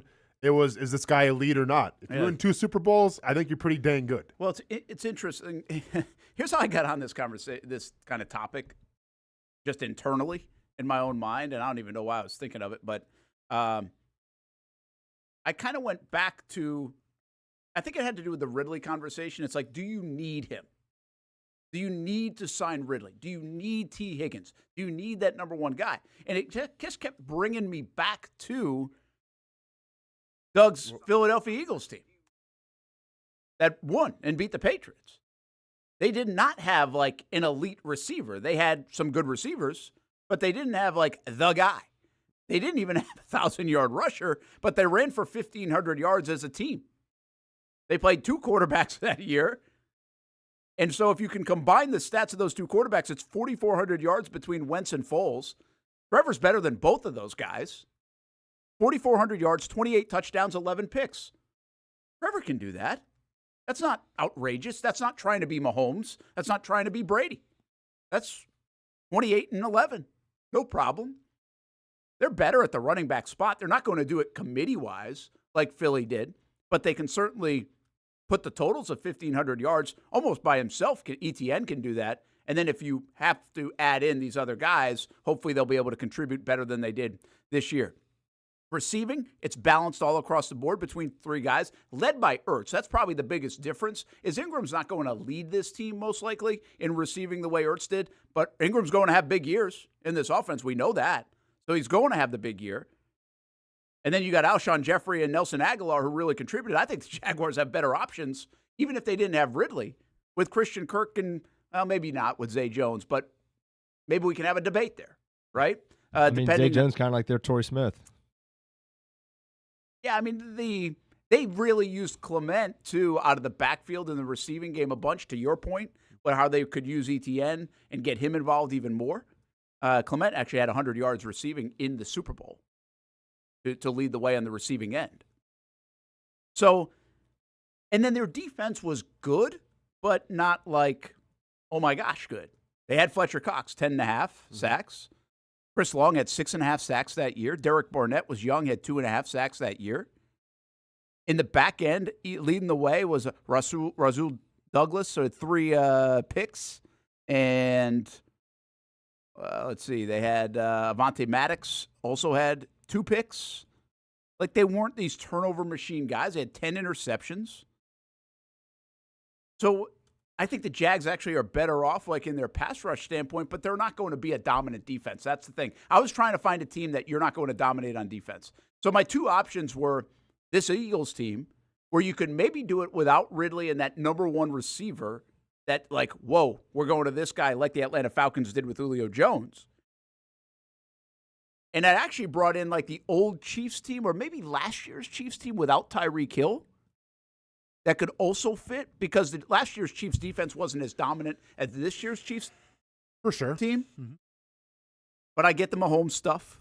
Yeah. Right? Are they on different level, Mahomes and Reed, than Peterson and Trevor? Probably. It's hard to imagine them there. I think Travis Kelce, too. And Kelce is so good and so dynamic, even more so than probably Ertz was in the Eagles year. So, yeah, my team kind of goes back to Doug's old team. Okay. He's proven he can do it. But what's interesting about your team and my pick is that they went on runs and really got hot at the right time. You mentioned it. Eli had 23 and 20. Yeah. They were a wild card team, if I'm not mistaken.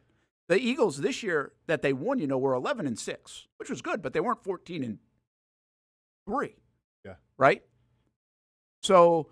Yeah, in 2007, when they won, they were 10 and 6. But they were a wild card team. They finished team. 7. Yeah, they finished second in the The NFC. Eagles did the same thing. They were a wild card team this year. So my point is the Jags, I feel like the Jags, and especially with Doug, much like Coughlin proved with the Giants, is get us in the dance and we can get hot at the right time. Which is another annoying part of this past year, but they missed an opportunity. Don't sleep on this part of the Jags this season. If the Jags had hosted the Cleveland Browns, which I believe they were running in a Cinderella kind of way with Flacco, the way he was playing, I think they were going to lose down here in Jacksonville because it was going to turn into a pumpkin the way it did against Houston. But if they played that football game in Jacksonville the next week, they most likely would have had Christian Kirk back, which means they would have had all their players back. Mm-hmm. They would have been the healthiest team probably in the National Football League going into the playoffs. With a win over Carolina in shutout fashion and a win over Tennessee on the road to build momentum. I know it's hard to look at this and say this in hindsight, but isn't that what we saw in 2007 with your Giants team? And isn't that what we're kind of talking about with this Eagles team back in 2018 with Doug? Mm-hmm. You could have seen a run. Like maybe they would have gone on a run if they had just got in. That's why it was so disappointing. And I'm not predicting they would have gone on a run, but it's an open tournament at that point, and you would have had at least a home game. You didn't have to go do it on the road like these teams did. Yeah. I don't know which year it was, but I think the Giants did it one year on the road the whole time. Was it both years? I think it's for sure 07 if they're the wild card team. Yeah, they would have had to go on the road every time. Yeah, you're right. You're right. And a cool thing too with this Giants team is in team offense they were 14th out of 32. In team defense they were 17th. The bottom half of the NFL in team defense. Crazy. And still won a Super Bowl. So what does that tell us? If you have the ability to get after the quarterback and have legit defensive ends, that can be the game changer.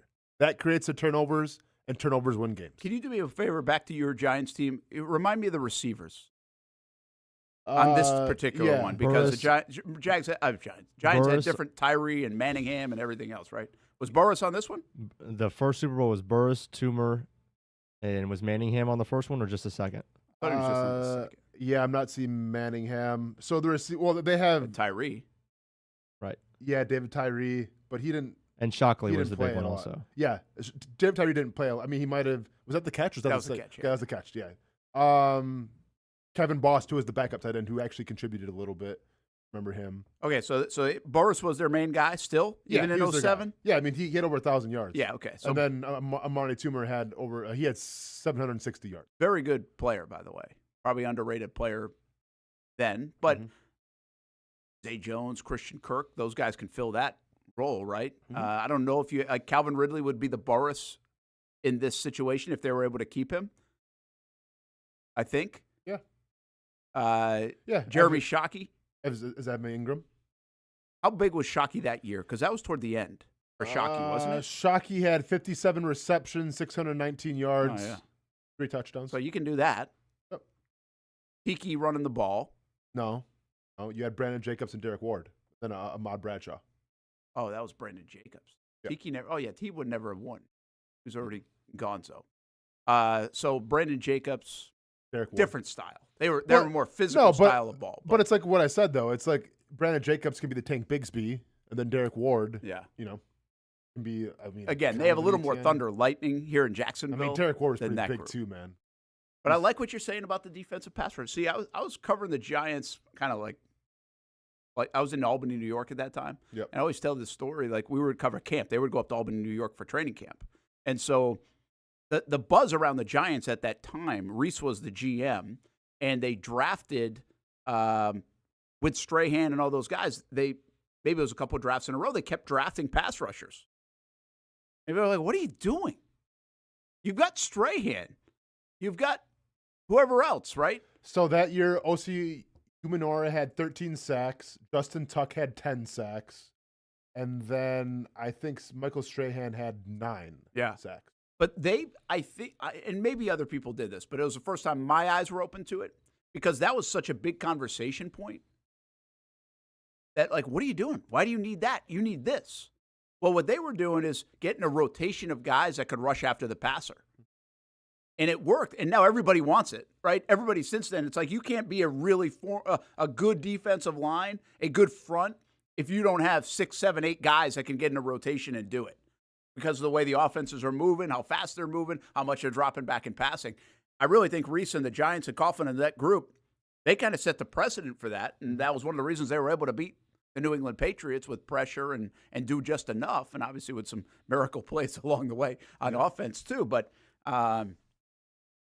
yeah, I think it's an interesting deal. The only thing that sidetracks me a little bit from really your pick is it was a magical run. It was almost like when Baltimore The Eagles wasn't a magical run?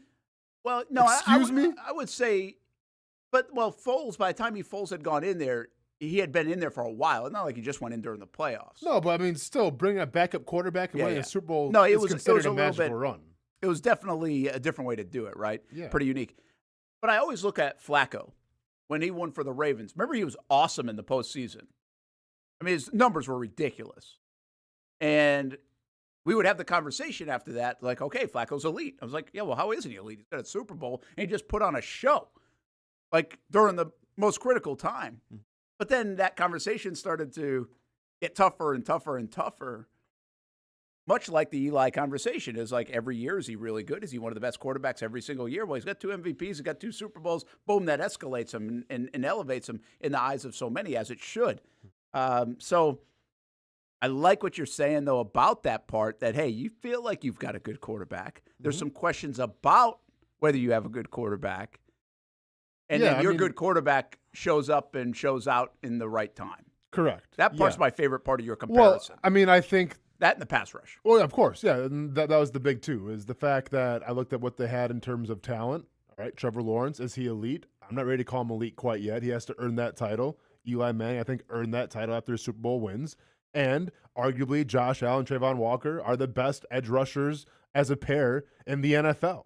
And I think at that time, OC and Justin Tuck, and once again, throw Strahan in there as well, but they were collectively the best set of edge rushers that the NFL had seen that year as well. Okay, so just to sum it up, And by the way, and the defense wasn't really that good either. Like, as a whole for the Giants that year, it was okay. It was middle of the pack. Middle of the pack, though. Yeah. Which also shows you can't be deficient, right? You can't be bad in a spot. Sure. I mean, you got to be at least able to take off and play your best ball at the right time, which is obviously what nobody doesn't play their best ball at the right time. Doesn't matter how good you are in week 1 or week 8 or week 15. You've got to still play your best ball at the right time to win in any championship season. So Hamby takes the Falcons. I like it. You take the Giants. I like it, even though you went outside our search window. Well, hey, man, trying to do that's this. fine. You know, yeah. And I'll take the Eagles. And I don't even know if I love it because I kind of compare it with Kansas City, too, of last year. I don't like to do Kansas City of the previous one, the first one, because they have Tyreek Hill there. And he's just a unicorn. But you guys might have a good point. Mahomes might be a unicorn. Kelsey might be a unicorn. Heck, Andy Reid might be a unicorn. Right. So maybe Kansas City is a bad one. That's why I go back to Doug's old team. In any of our scenarios, real quick, around the horn, what do the Jags need then to be able to get where they're going? Like, they've already got the pass rushers and the quarterback. In mine, toughness. Yeah, they need more physicality, right? That Correct. Brandon Jacobs element. Yep. Okay. Toughness and obviously an attitude on defense. Yeah. Yeah, so it really comes back to what we have said about the Jags. They need to figure out the phusicality of their football team. Yep. And definitely step it up. Yep. You need CJ Beathard to come in and do something. That's what we're doing. That's what we're aspiring to be now all of a sudden with the Eagles. They should have just played CJ Beathard against the Titans. I guess so. They had this scenario right in front of their I face. guess so. Yeah. Hamby, how about you? What do you need? You need to go get Marvin Harrison? No, but you need continuity and balance on offense. Well, they got a lot of continuity with or without Ridley. No, but I think, I don't even think it's necessarily that much of, outside of offensive line, because the Falcons did have a very good offense. So that would be the one thing. Personnel-wise, to be that team, 2017 Falcons, you got to have offensive line. But just the continuity they had on offense, the game plan, you knew what you were getting and you couldn't stop it, right? And the balance they have between run and pass, it just seems like so many times, and they scored in the red zone. Yeah, well, listen, you're going to check a lot of those kind of boxes, right? I mean, you got to execute the stuff that you think you can execute, but this is the building block of the team. So, I get what Austin's saying. What I would say on my side of things, Fletcher Cox is an interior guy that had 10.5 sacks. Let me just say this. They don't need necessarily Fletcher Cox. If the Jags collectively can get 8 to 10 sacks from their interior position this year, well, then you're giving me an element that team had. They were good on the interior. They were really just okay on the outside. And the rest of their defense, I'm not saying it's a no-name defense, but it wasn't like this holy cow defense. If the Jaguars can get better on the defensive interior, then I think that's the guy they don't have. They don't have the Fletcher Cox in the model of what we just said, at least with the Philadelphia team. And I think that's what they need to get. Physicality for the Giants. Defensive interior for me. Production. CJ Beathard for Brent. and we'll go offensive line.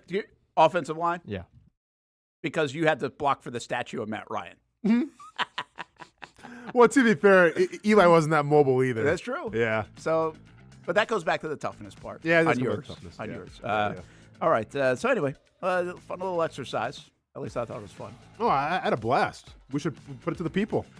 Yeah, we'll see the best way to build. I think, I don't know, internally I'd go back to see where I am versus some of the teams that have won to kind of identify how close I am. What do I need? The intangibles, all those things to not have a 5 out of 6 game losing streak down the stretch of the season. Toughness, man. That's all you need was toughness. You had all the pieces right there for you. You had your Plaxico. You had your Justin Tuck. You had your OC. Just lacking that toughness. Just beat Tennessee. Yep.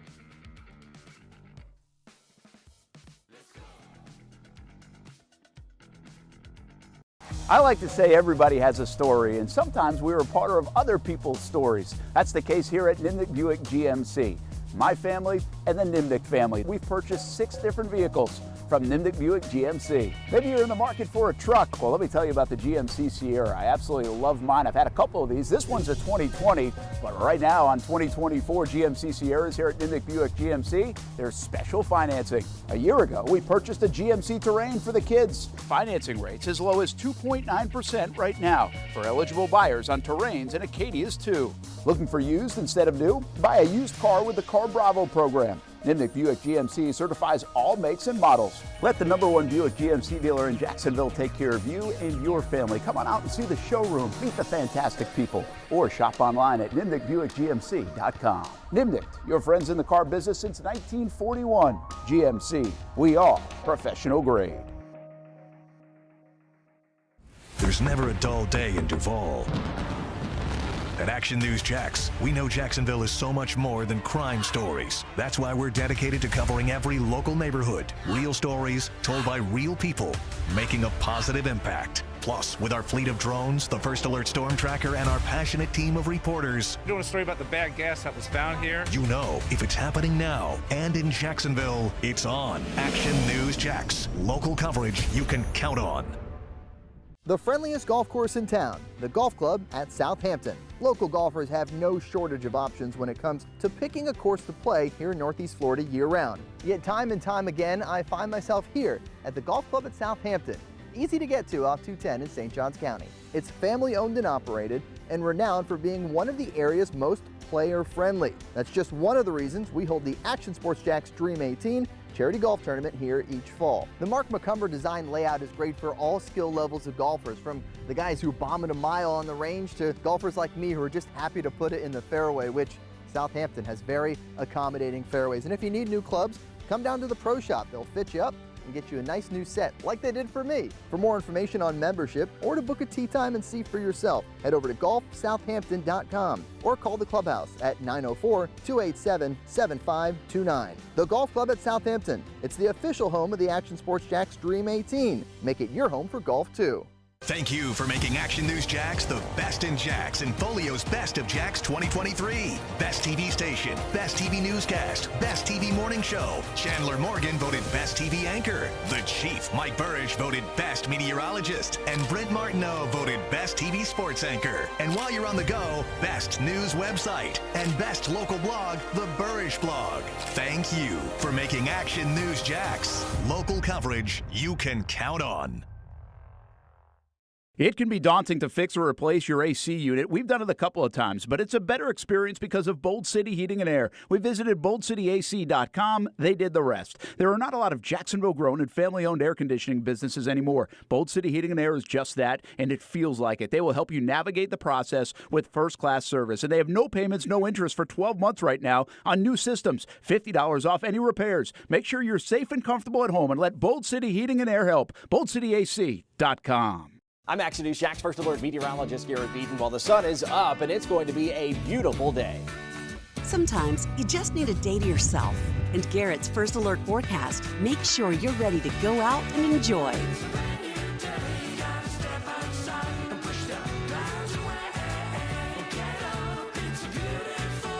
Garrett and the Action News Jax This Morning team, helping you start your morning right. Discover how good your water can be with a new Connecticut softener and drinking water system. Connecticut's twin tank non-electric softeners are the most efficient softeners available, and their drinking water systems remove up to 99% of contaminants. We know that at our home. You can find out as well. Right now, you can save $1,000 or more when you bundle the Connecticut Premier Softener with a Connecticut K5 drinking water system. The experts at CGC Water Treatment and Plumbing will test your water for free and determine your water score. Don't know your water score? Well, CGC will find out and recommend the appropriate Connecticut water treatment solutions to improve it. The higher your water score, the better your water. Call 904-552-1242 or visit cgcwater.com. That's 904-552-1242, cgcwater.com. Financing options are available with approved credit. CGC Water Treatment and Plumbing are proud partners of the Jacksonville Jaguars, and I'm a proud customer of CGC Water Treatment and Plumbing, an authorized independent Connecticut dealer. Florida license number CFC 1432579.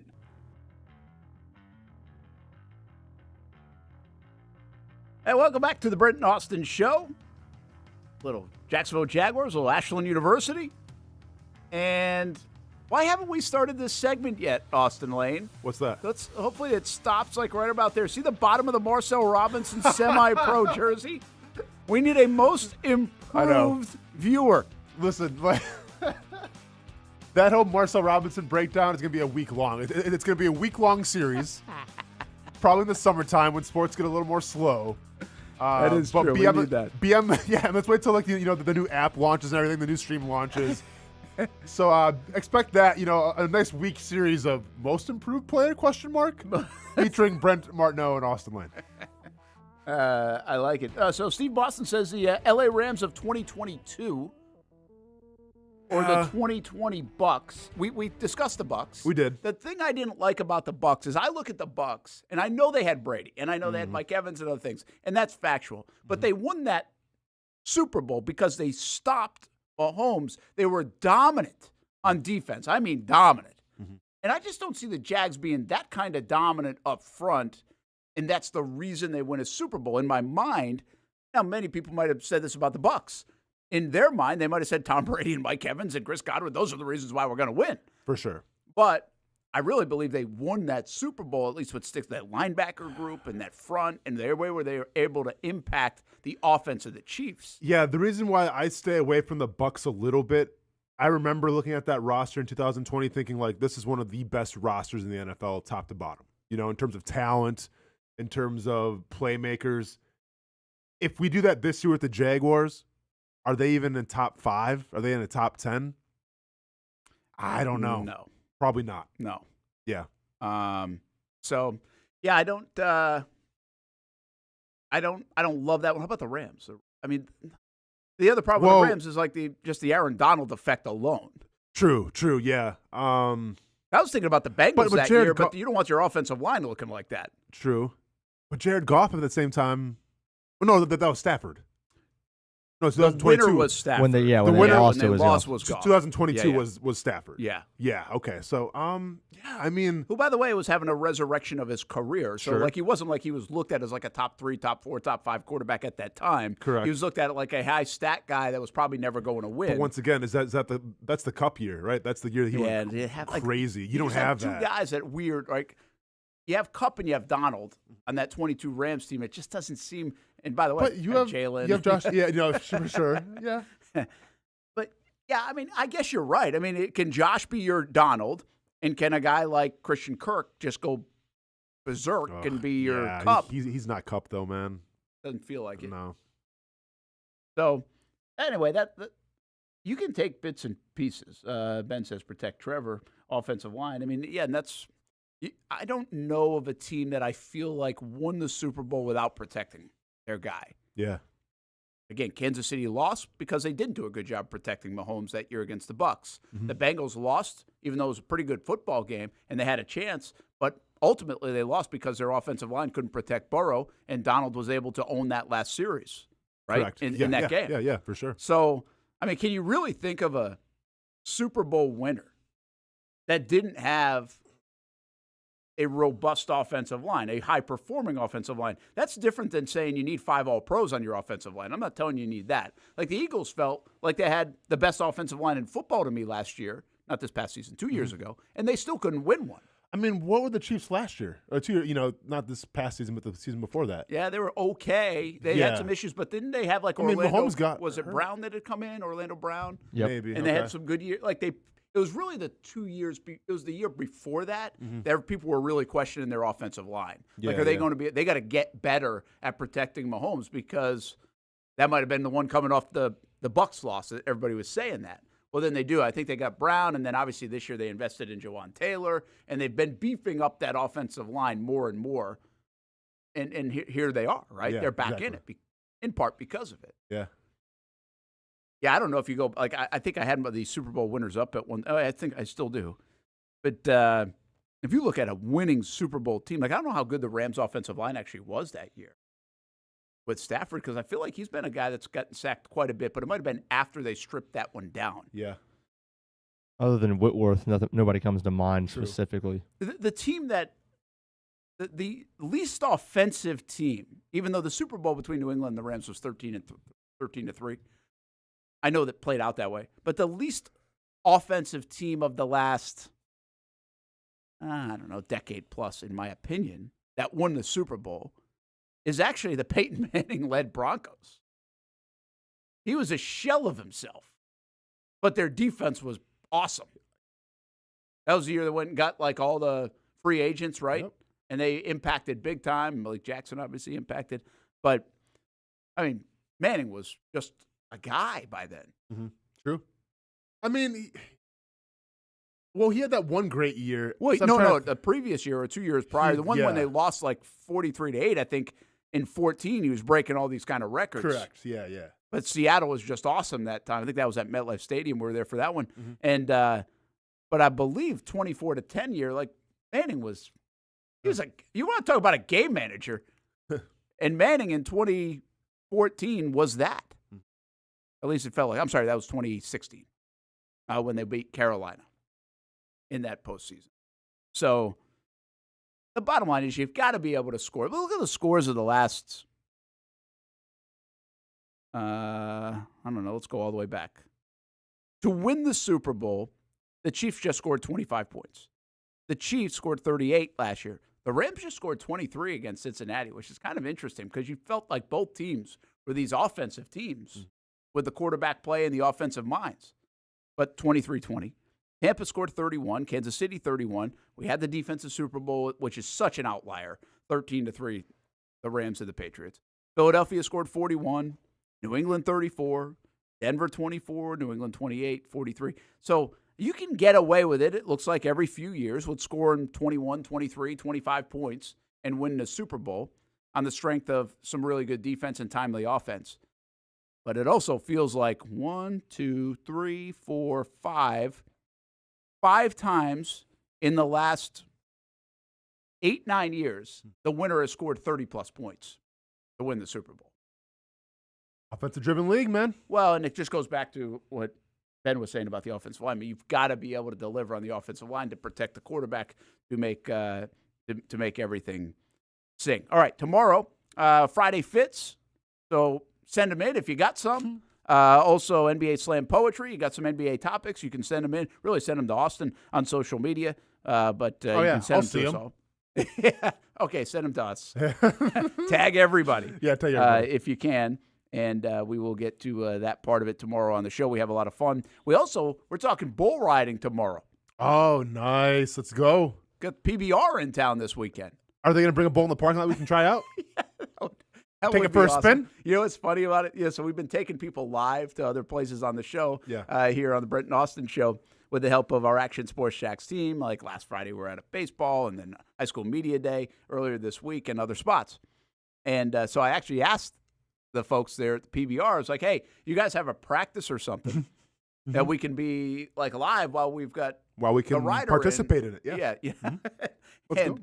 we are not participating, but can we peek in on it? Sure. And it's like, yeah, this sport's a little too dangerous to practice on the day before the event. That's a good point, right? You're not going to do a practice round like you're at TPC Sawgrass or something.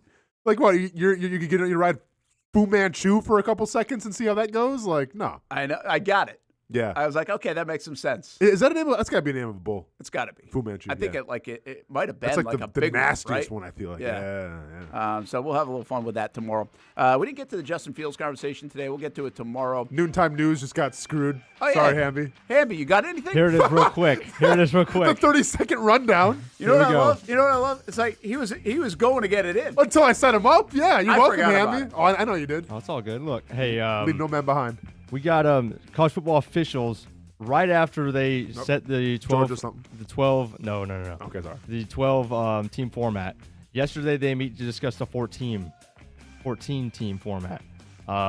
Just thought that was really interesting. It's a lot of it is revenue based, but there's a conversation, and they said that they even talked about this. That if they went to 14, they talked about do the 4 top SEC and Big Ten teams all get automatic bids.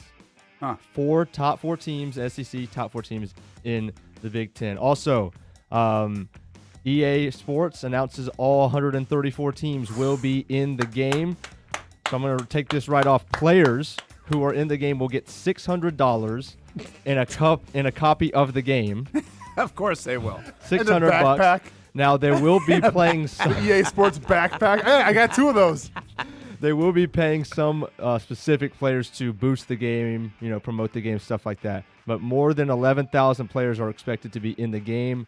You can opt out if you want, and then you'll just kind of be like, like the ghost kind of player or whatever, generic. I mean, if I'm Arch Manning, hey, $5 million right now. Right. Yeah. $600 can be break. That's a Tuesday. Yeah, but players will have until April 30th to opt into that.